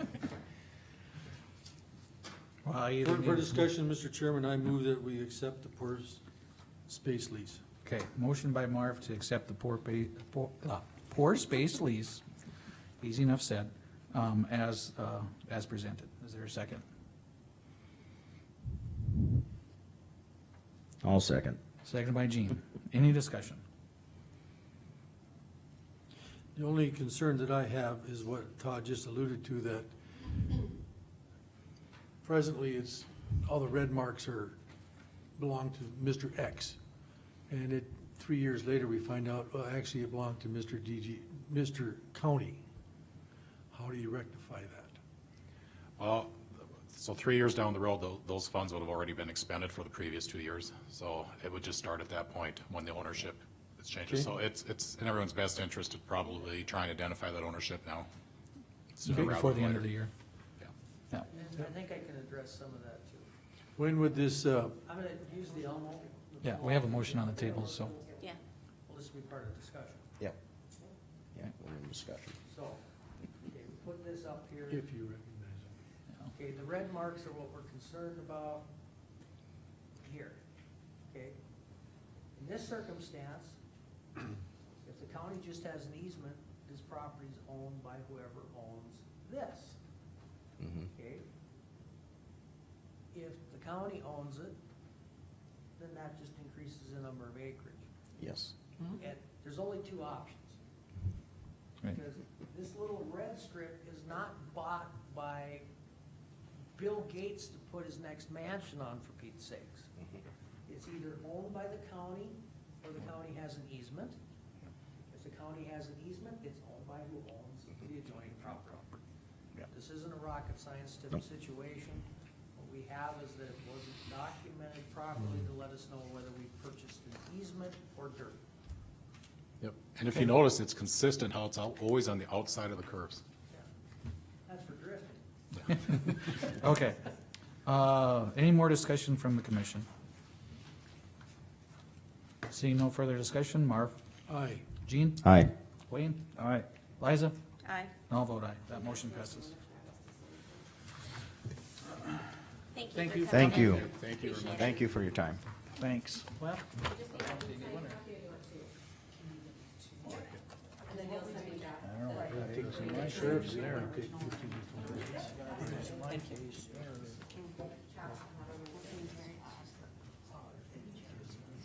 Shanna, along with an extraterritorial zone.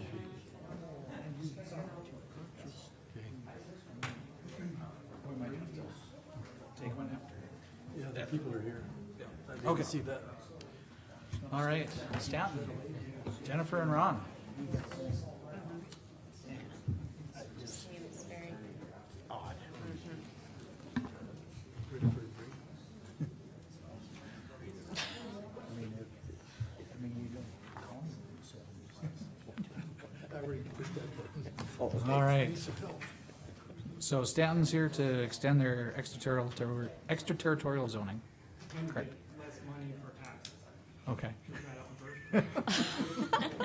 That was easy. We'll move to the next one. Thank you. So for those of you who don't know me, my name's Jennifer Goss. I'm the Assistant City Attorney for the City of Stanton.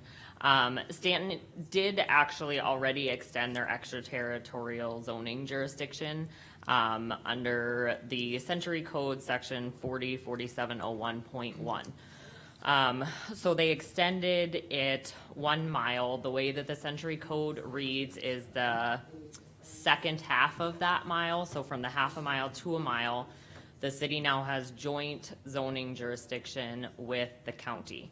So what would happen is if somebody came to the county for a zoning modification, a plat, or a subdivision, the county would then have to go to the city for the city to also approve it pursuant to the counties, and vice versa. So if it came to the city would have to come to the county, and if there's not an agreement, there's a whole mediation process in the Century Code for how that would work out.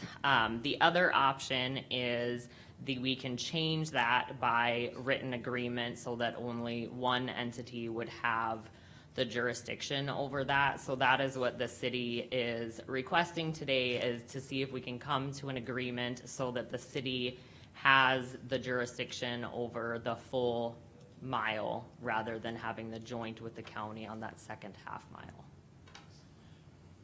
Okay, question, clarification. The first half, there's a half mile, they moved it to a mile, that's correct? Correct. Okay, the first half mile, if we leave it, all right, we extended it to a mile, who has jurisdiction over the first half mile? The city City of does. Stanton. Just the city? Just the Just the city. city. So it's the other half mile that would have joint jurisdiction? Correct. Okay, thank you. So the city of Stanton already moved forward with this? With extending it, yes. Okay, so currently, anything beyond 1/2 mile but within 1 mile would come before the Mercer County Planning and Zoning and the city of Stanton, Correct. and that is current, Yes. okay. And so any city under population 5,000 has that jurisdiction to do a half mile to the 1 mile Correct. by law. Yes. And that's just, they just have that right.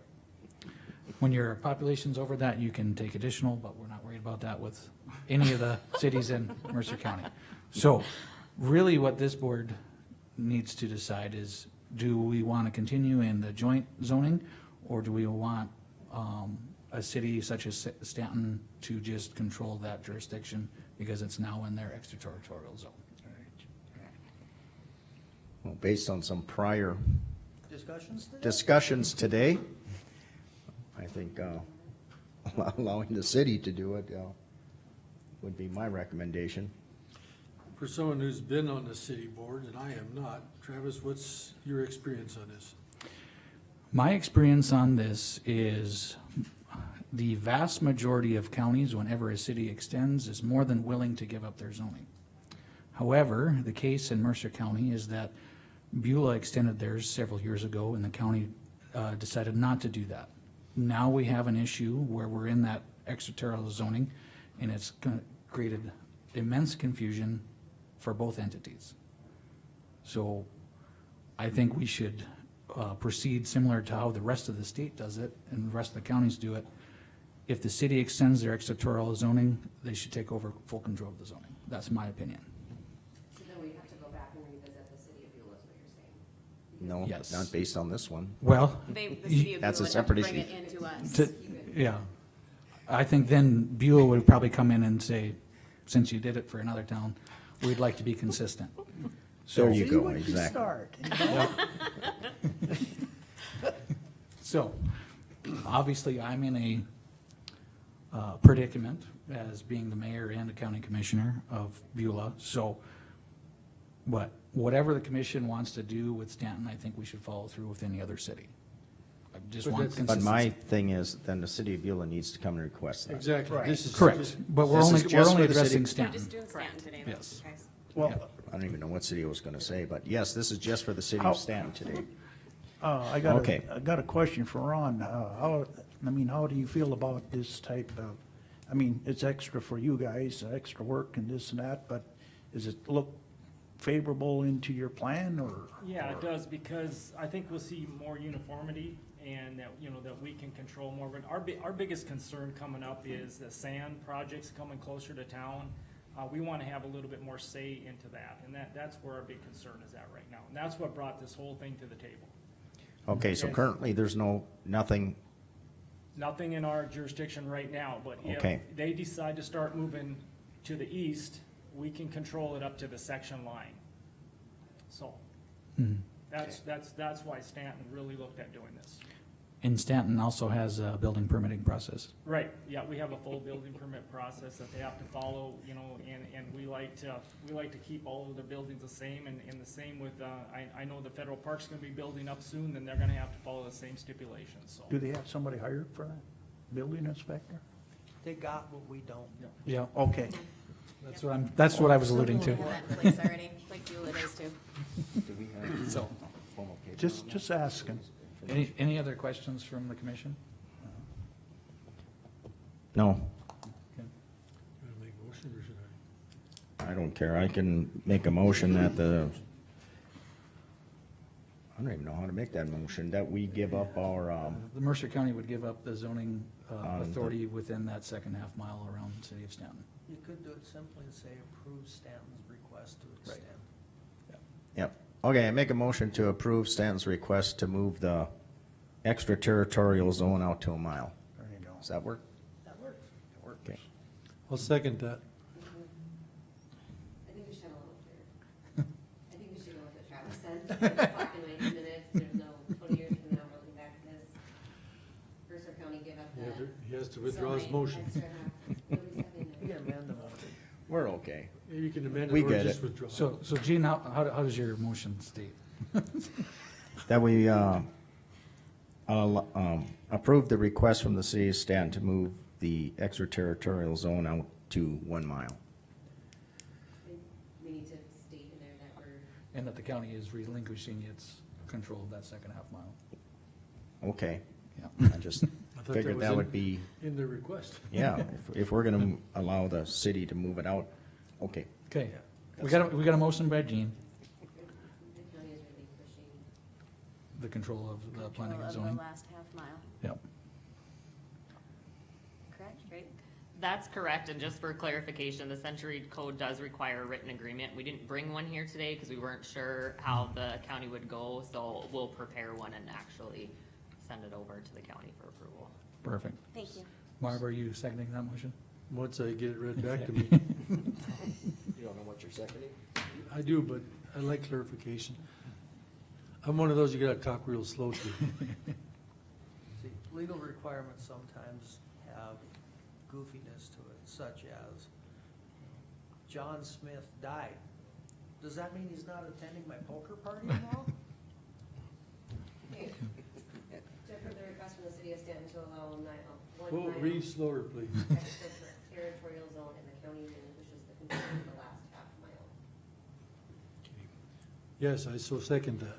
Okay, motion by Gene, seconded by Marv. Any discussion? Yes.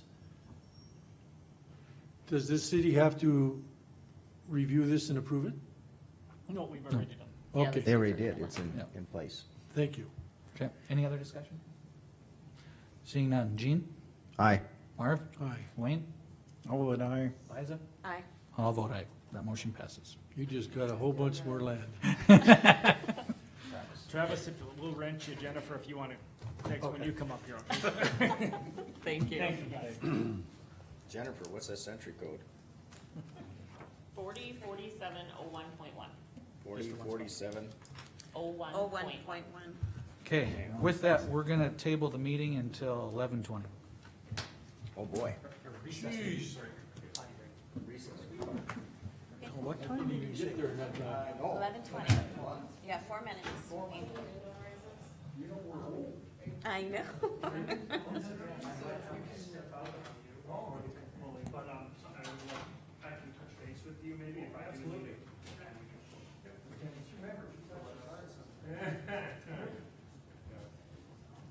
You betcha.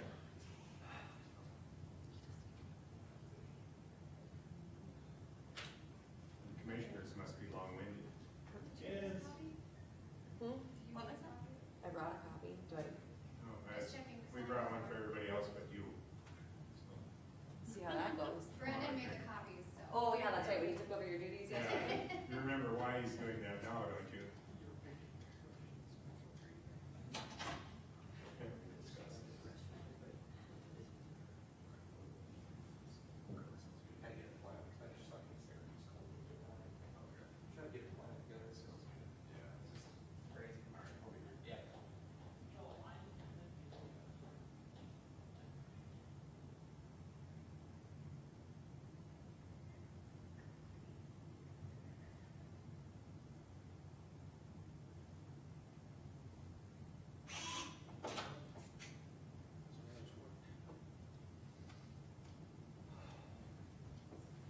Well, I think I can do about 5 full newspapers, just from this meeting.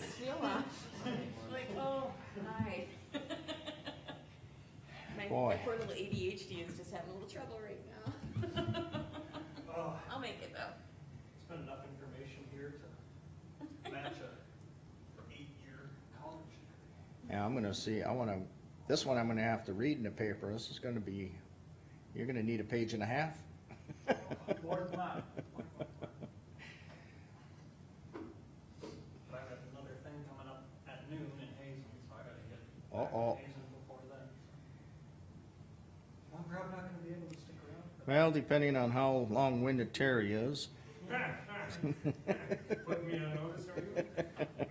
I like it. I made it. And I did a quick one. Oh, here, want your pile? Sure.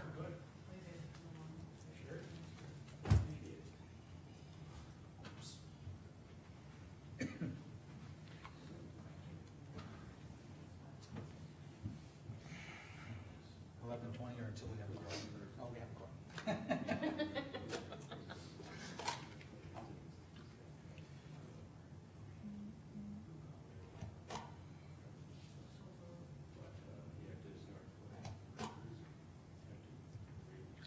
I'm gonna start on this and then have to stop it. You got 30 more seconds. 30? Let's see who makes it back in 30 seconds. Oh, we got enough for a quorum here, don't we? Yeah, I was gonna use that to delay, but I guess we do have a quorum. It's nice to have our auditor here. Somebody has to keep notes. Yeah. I don't know if we can rely on Dan.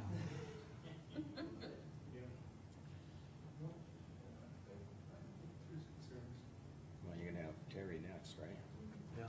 I had to stop back in my office this morning, 3 pages left in my notebook, but I brought another notebook. Run up for it.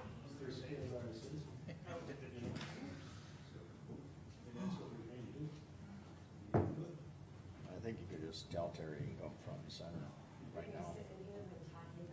Right? I don't know. Save 30 seconds. I'm glad I wasn't. There's rules in Stan. Come on, get down to Stan City Court.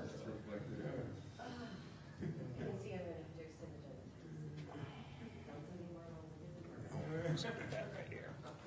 You need to keep moving on back. Yeah. Terry, you wanna make your way up here? I sure can. Is, whoever coming back or? I think you'll make it. We got a quorum. We got a quorum. Okay. I'll reconvene the county commission meeting. Next on the agenda is Terry Turnus with the jail update.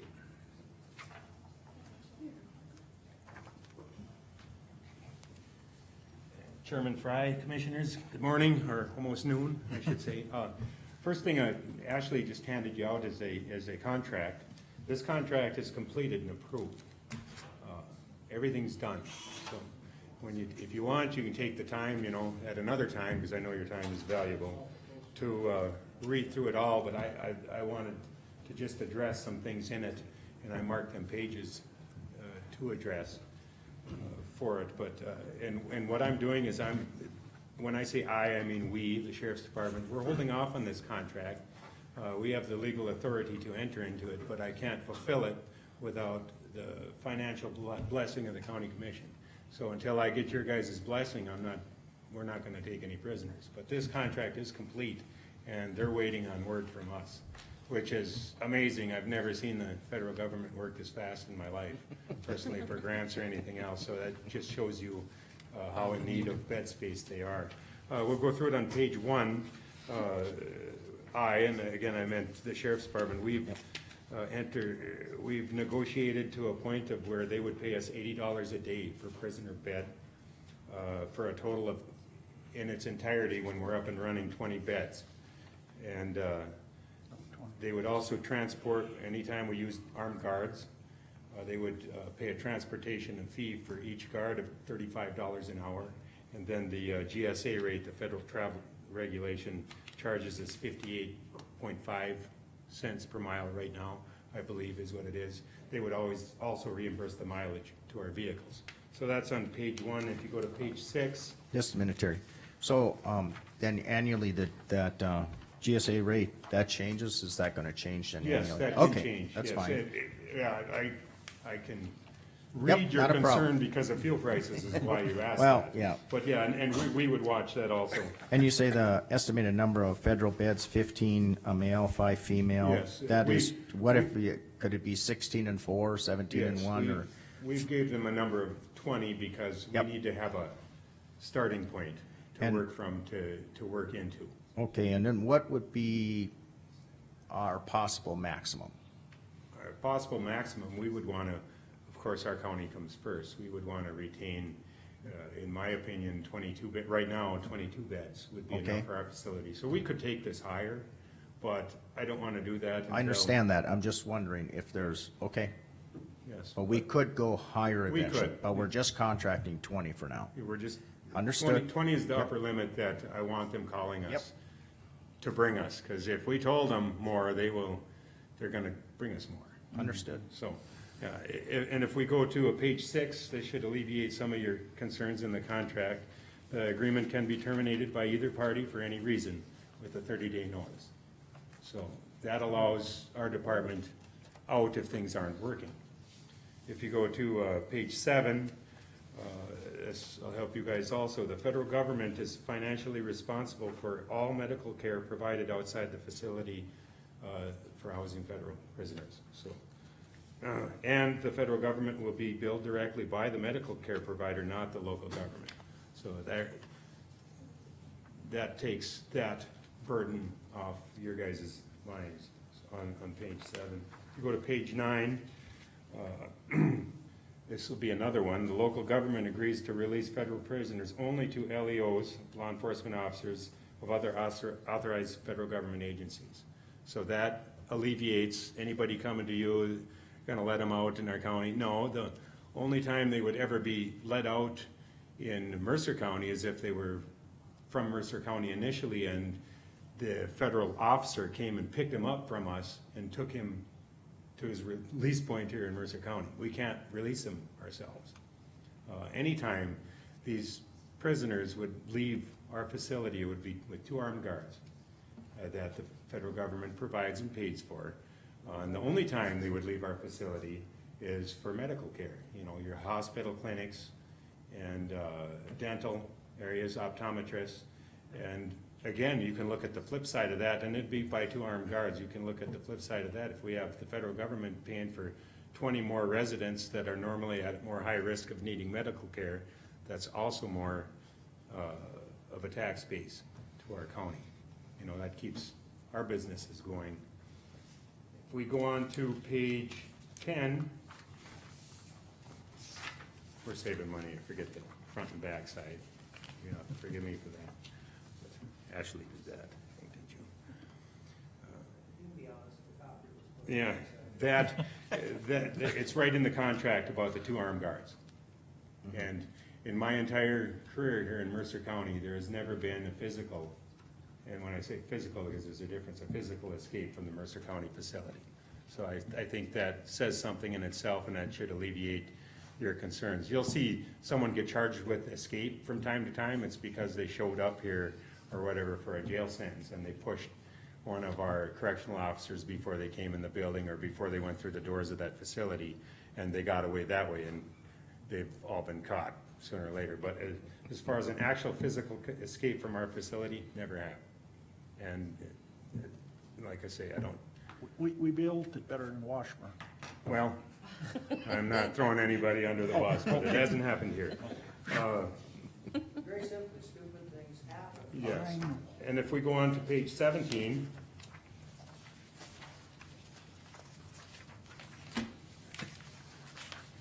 this contract, once it's signed, is in effect for 36 consecutive months. So we're looking at 3 years, and at which time we renegotiate there if we feel we need more money, or if it's not, you know, feasible, or you guys have concerns, or the gas prices are still, you know, driving everything through the roof, we can look at that. Food price. And if there's an emergency situation before then, they allow us one time within the 36 months to readdress the contract.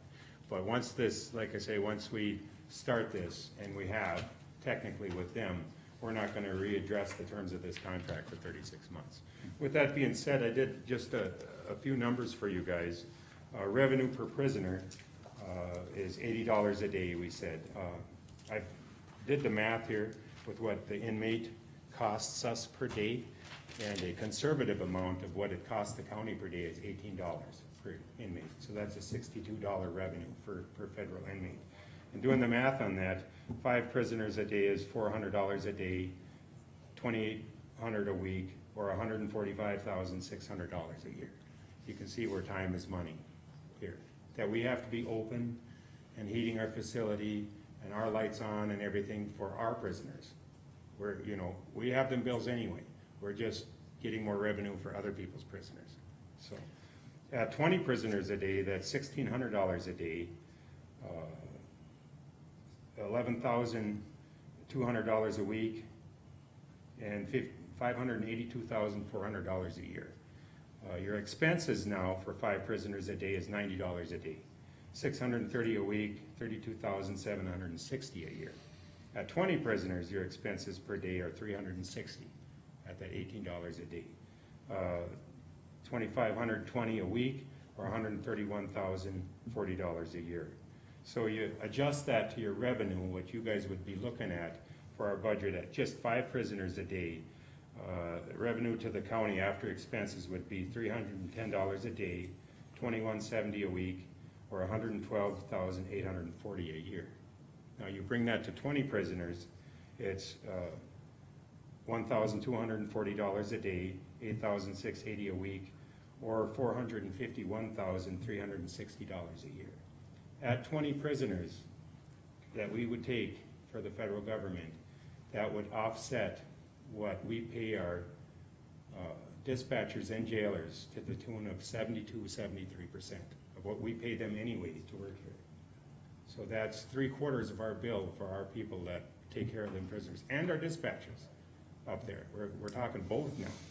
Or that amount is more than what we spend per year fighting drugs, for the county fighting drugs in Mercer County, the drug problem.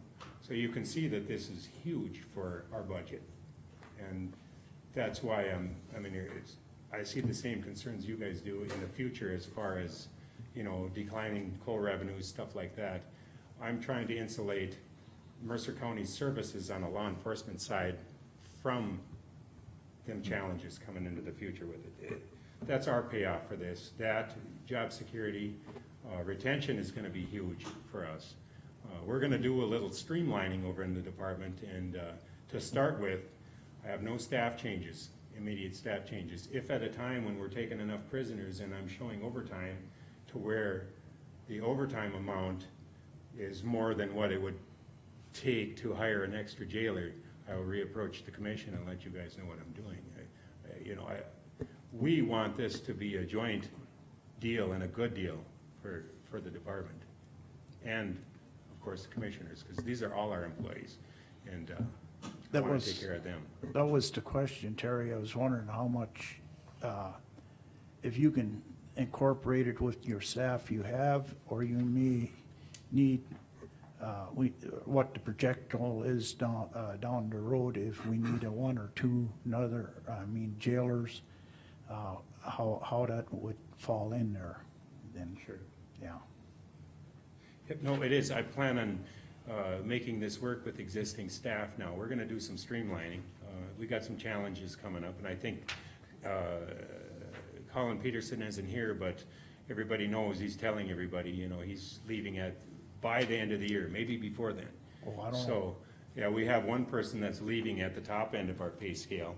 I would be looking at streamlining the department, using existing leadership and hiring someone at the other end, the bottom end of the scale, which would also be a savings to the county. So, we're looking at these issues, and it's. One other question, Terry, what were you gonna look as, the food facility type deal? How, were you gonna look at contracting, or how are you gonna feed these folks, in other words? As of right now, we're gonna do everything the same way we've met the federal requirements. We're gonna do everything the same we're doing right now. When we ramp up and we know what the federal government expects from us, and they know what to expect from, or vice versa, is what I meant to say. And we wanna do something above and beyond that, and it's getting to be too much. I think that's something we could look at and we could put out for bids, at food service. Our facility is capable of it. They do some of that over in McLean County. So I wouldn't be reinventing the wheel here. In fact, some of this, I've been in communication with the other side over there, a sister agency, I call them, across the river. They're a county similar in size with, similar needs and problems that we have. They even have some of the same issues with revenue that we're gonna have. So we're not reinventing the wheel. We're calling over there and we're working with them. And your numbers, as you say, with personnel, are based on the 20. Yes. If eventually the Mercer County Law Enforcement Department and/or the commission would decide to increase this, then you may need additional people. Yes. Well, But as of right now, you don't foresee it. Not saying you won't as have of to. right now, Yep. I promised, Yep. my staff would kill us too, but I promised them to start, we're gonna start at low, 5. Yep. And we're gonna work our way into this. Now, I'm not making promises, be like I say, when we start going over that 10 mark, we may have to come in here, you know, if we're transporting and everything else, we're driving our overtime rates up and stuff, I think I would have to come back and talk to you, then I don't, you know, I can't foresee that in the future until we did it. Okay. And of course, you know, that money is coming back though, but it's driving my budget up. But you guys are getting the money back in the general fund above and beyond what it's costing me in my budget.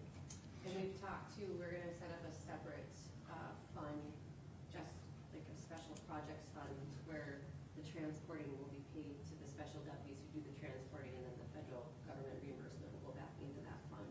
So it kind of just So we has can- its own. So we can track those. So you can those track- monies. Now we'll have some accounting to understand, But like okay, as this far is as the costing prisoners, us, money or that this comes is back breaking out of even or the making. general Yes, fund. that, most of that should be a wash again. Okay. Cause that'll be a payroll different issue, you know. Mm-hmm. So the $35 and then the 58.5 per mile will be out of one fund? Yes, because I believe if we need to look at vehicles or, you know, just anything like that. Yes. then- And it'll actually be 70, because of course they're requiring, if you read the contract, with 2 armed guards. Oh, correct, So, yeah. yes. I hear what you're saying. Marv, did you have That questions? we're reimbursed at an hour. And then just to, if I'm wrong, you can correct me, but to anyone who watches this or for our taxpayers in our county, these federal prisoners are considered low-risk prisoners. These, we're not talking about Texas chainsaw No, guys. what we're talking about is, we're talking about returning North Dakota people to North Dakota. These Yeah. people are, because of the low beds, the federal government needs 144 for, you know, from North Dakota. We have North Dakota prisoners down in Nebraska. So if I was Nebraska, I'd be mad, because why are you bringing North Right. Dakota people here? We're bringing them back. Now, are we gonna have some prisoners that are accused of horrible things? Yes, at times, but that's, you know, that's what we train for. But, and we'll But keep in that in general- mind. We have attempted murders and assaults and everything that happen here in Mercer County. Mm-hmm. Them prisoners come to our jail. We don't give them to anybody else. Them are our people, so we can do this. But yeah, no, for the most part, if you've charged in the federal system, my experience is most of them are your blue collar type crimes, and your checkbook got out of hand, or you swindled the bank, or I don't go into all Right. that. But most of it is Mainly you're white getting your collar. accounting White collar. type crimes and stuff. And that's what I want Yes. people to hear. We're Most, not yeah, talking. most of our high-risk offenders are charged in state court, and they remain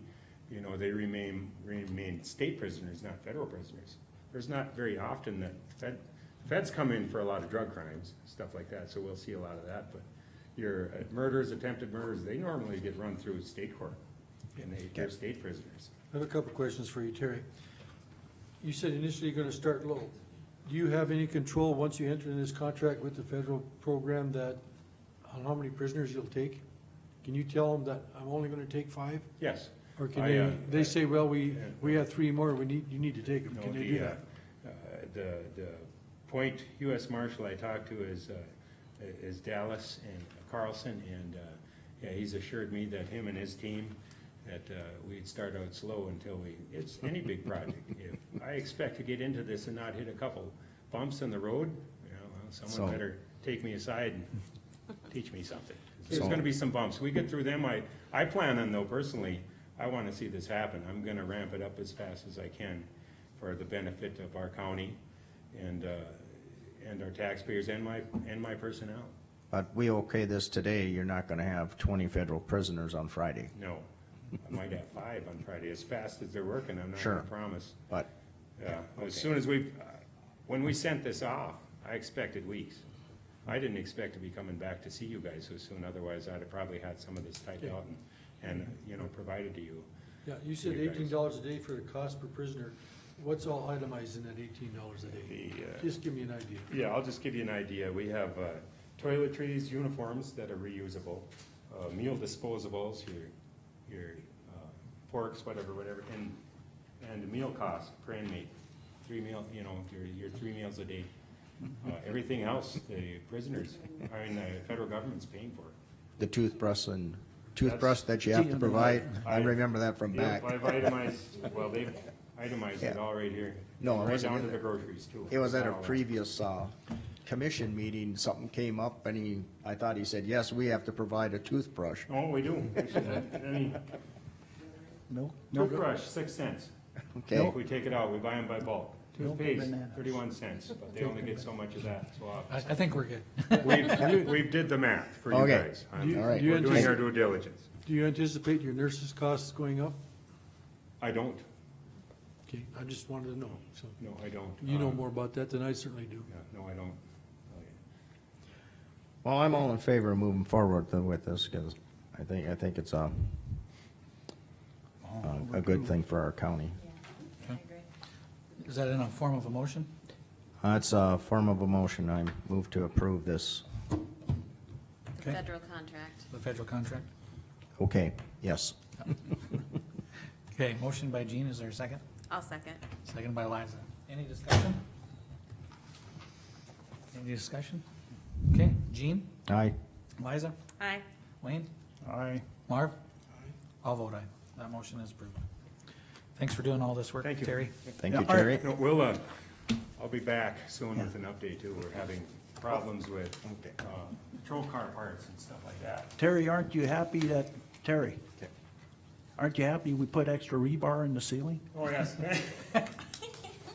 Someone missed something there for the people over there. Yeah, Really, that isn't the person on the ground's fault, so. Yeah, we got it though. We got it. Okay. Okay, thank you, Terry. Next on our agenda, we got the ballot measure. It was discussed and rewritten, and this would just be the time to approve it, correct? Yep, that was the direction I got from the board, was to rewrite it, so you see it presented. You got it? Do I have that? Mr. Chairman, I did share this with Todd, just so that we have the right language. Pile here. And I did check with the DACO on the information that they provided, so I have that also, but Todd, I'll turn this over to you. You had some thoughts on this, and I'd like you to share those with the board, please. Thank you.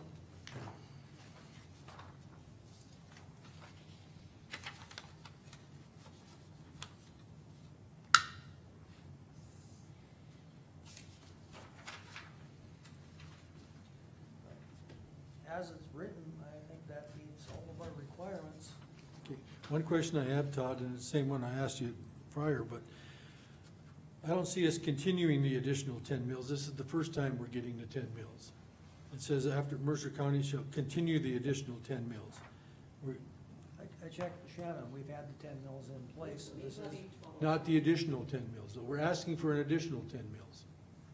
So we're not continuing the additional 10 mills, it's a new.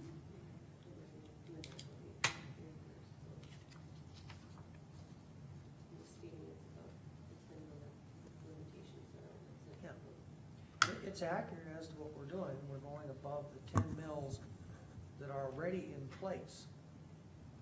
And we're continuing to levy higher because we're still levying the. Because we have 10 mills in place by statute, don't have to do anything. That 10 mills we've got, we've been imposing those 10 mills. This is the next step, going 10 mills more. So we're requesting an additional 10 mills, but we're not continuing the additional 10 mills. I think he's having a hiccup with the word additional there. No, the word continue. We're It's not not continue. continuing. This is a new thing. It's not a Well, continuation. we're continuing the additional levy in the sense that the farm to market is going away, that the voters have already approved. So we're gonna continue to levy higher than the So, 10 that's set. what if Out of the road and What if we bridges. cross out the word additional? No, cross out the word continue, say obtain.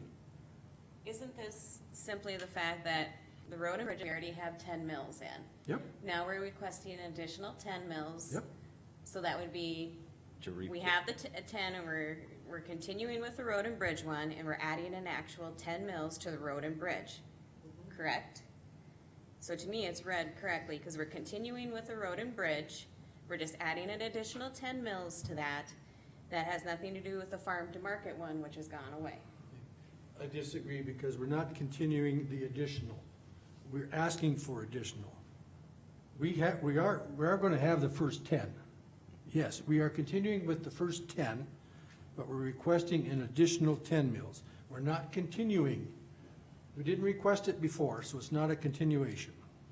Yeah, we're just having a difference of language here. So I would just take the word out, continue, and put in the word obtain. Because I see both ways of what's being explained here is, we currently have 10 mills, and we just want to continue with those 10 mills, and then we want to be able to approve an additional 10 mills that we're gonna lose with the 15 mil, that's gonna be taken away. You said it exactly correct. And We're continuing the 10 mills, but it doesn't say that. It says we're continuing the additional 10 mills. I'll rest my argument with that. I don't need to bring it up again. I disagree with that word continue. Okay. This potato, apparently. All right, is there a motion to do this language for the board measure, or ballot measure?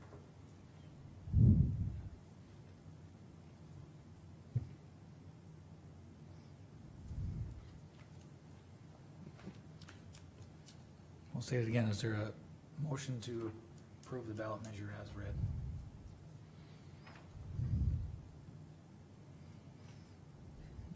So you guys, gonna get it on the ballot? Mr. Chairman, I'll make a motion that we, I'm gonna find it again. the suggested language. I got it. Mr. Chairman and board members, I make a motion that we accept the language of levy 1204 County Road and Bridge with the change of word continue being changed to obtain. Okay, motion by Marv to continue with the ballot measure, changing the word continue to obtained. Is there a second? I'll second it. Second by Gene. Any discussion? Any discussion? Seeing none, Marv? Aye. Gene? Aye. Wayne? I'll vote aye. Liza? Aye. I'll vote aye. That motion passes. We have a ballot measure. Thank you. All right. Next is sheriff fees. I move to approve. Motion by Gene. Is there a second? Second. Second by Marv. Any discussion? Seeing none. Gene? Aye. Marv? Aye. Liza? Aye. Wayne? I'll vote aye. I'll vote aye. That motion passes. Portfolio updates. Let's start with Wayne. Oh, You're not ready? okay. Oh, it won't, not much.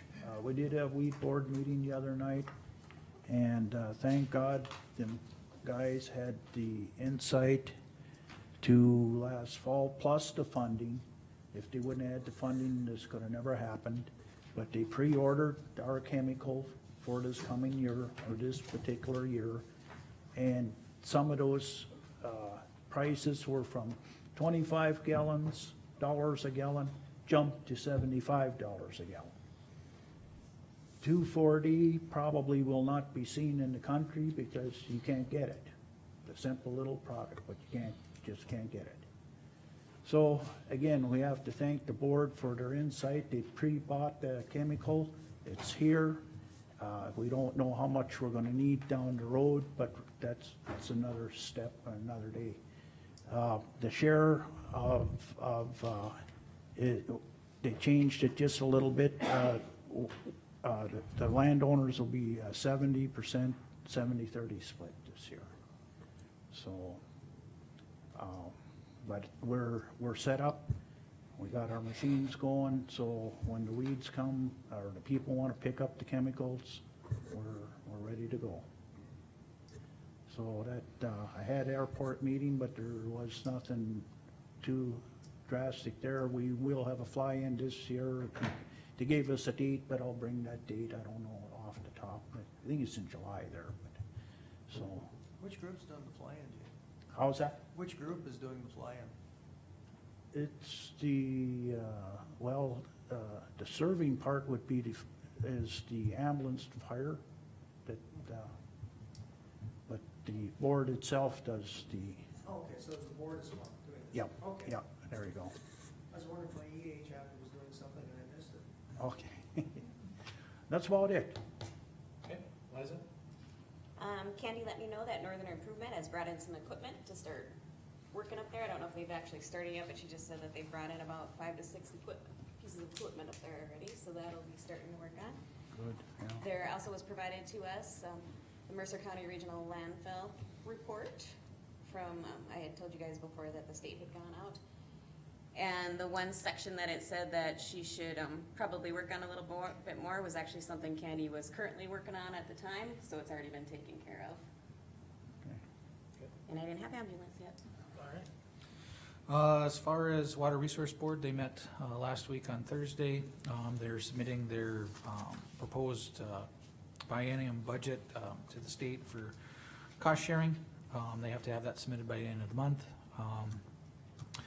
You know, the Water Resource Board, they deal with subdivisions and things like that in the county, and I know we've had a lot of discussion on county's planning and zoning type stuff, but the Water Resource Board and people that were attended would like the county to have some type of building permitting process.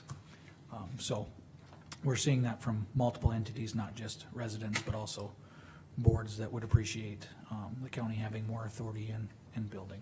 But I haven't made it to a fair board meeting recently. They seem to like to hold those the same night as Beulah City Council. Yeah.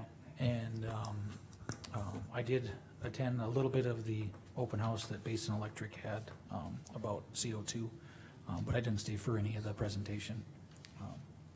That's all I have. Marv? I'm not sure I can talk that fast. Good job. I attended Vision West meeting in Killdeer last week.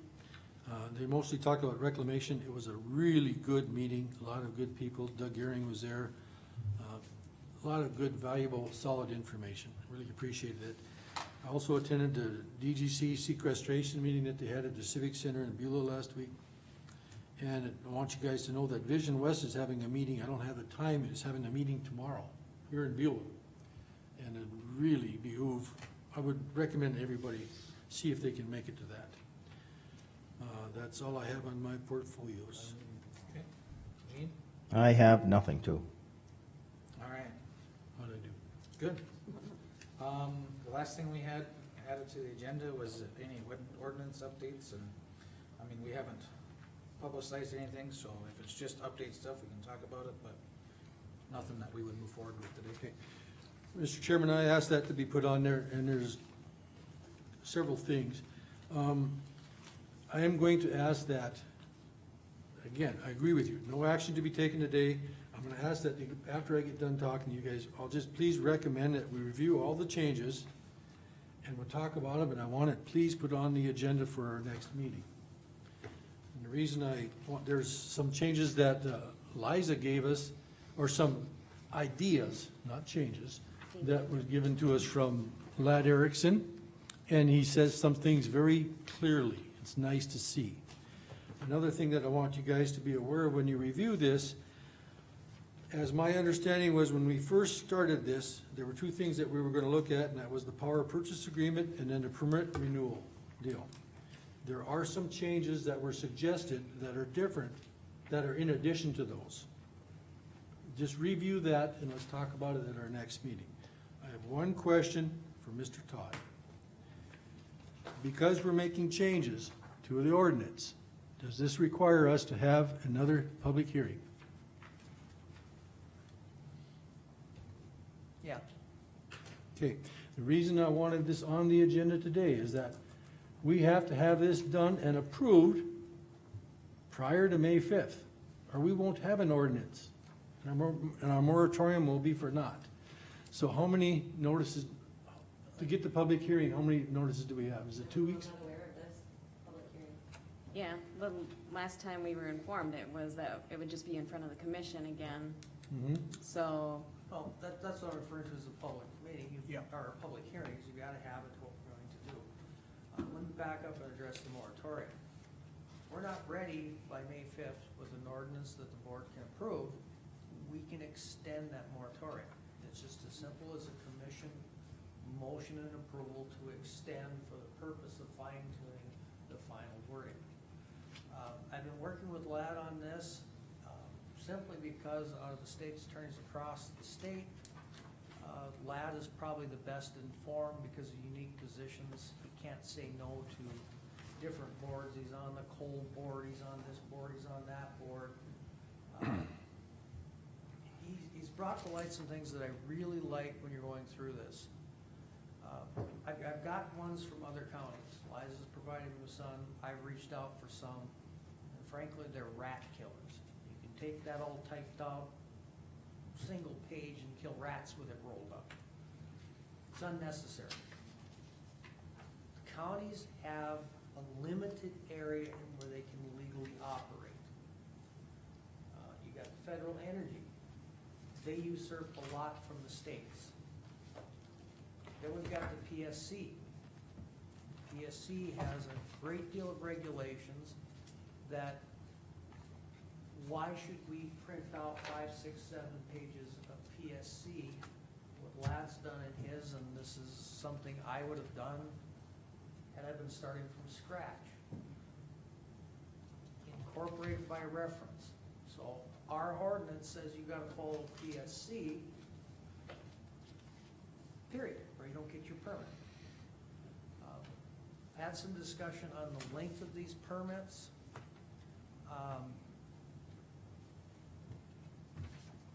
Because we gotta look at it from both sides. You know, we've got our landowner interests, and then that's divided into two different types of landowners. We've got landowners who live here and landowners who are absentee. Honestly, we need to pay attention to those that are here. Not ignoring the absentee, but balancing that interest accordingly. There's some things in the PSC that I don't like, but we don't have the authority to change the PSC. And LAD gave the primary one that I had concerns with. I don't know if any of you watched how these wind towers are being built, but they got this huge bunch of concrete starting 4 foot below the surface. Right below that. Yeah, it goes, yeah. It's 4 foot, and then they've got the pillar coming up from there. And the PSC, they only have to knock it off at 4 feet. Below the grade. Yeah. So that becomes something that personally I'd like to see different, but we don't have the authority to go in and say different. Our prime thing is going to be site location. And there was a meeting here, informational meeting that LAD hosted last week. We had players from the whole park. LAD put up a picture, he thought it was from someplace in Europe, where you've got this quaint old community with ancestral homes. 300-year-old homes that are actually still being lived in, and they're absolutely surrounded by wind towers. The site location is things that we need to look at, and we need to have some, and that's built into what LAD's written up, some flexibility. Because it might meet your setback requirement, but to be blunt about it, it'd be stupid to put one there. The county needs to have the authority to say, we're not gonna do something stupid by rigidly following just this. If we've got a reason that that would not be a good location, having that in there is good. Okay. Okay, that's all I ask is that, my understanding is that we do have to have a public hearing, not just a commission meeting, it has to be announced and have a public meeting, as we did in the past when we first initiated this ordinance.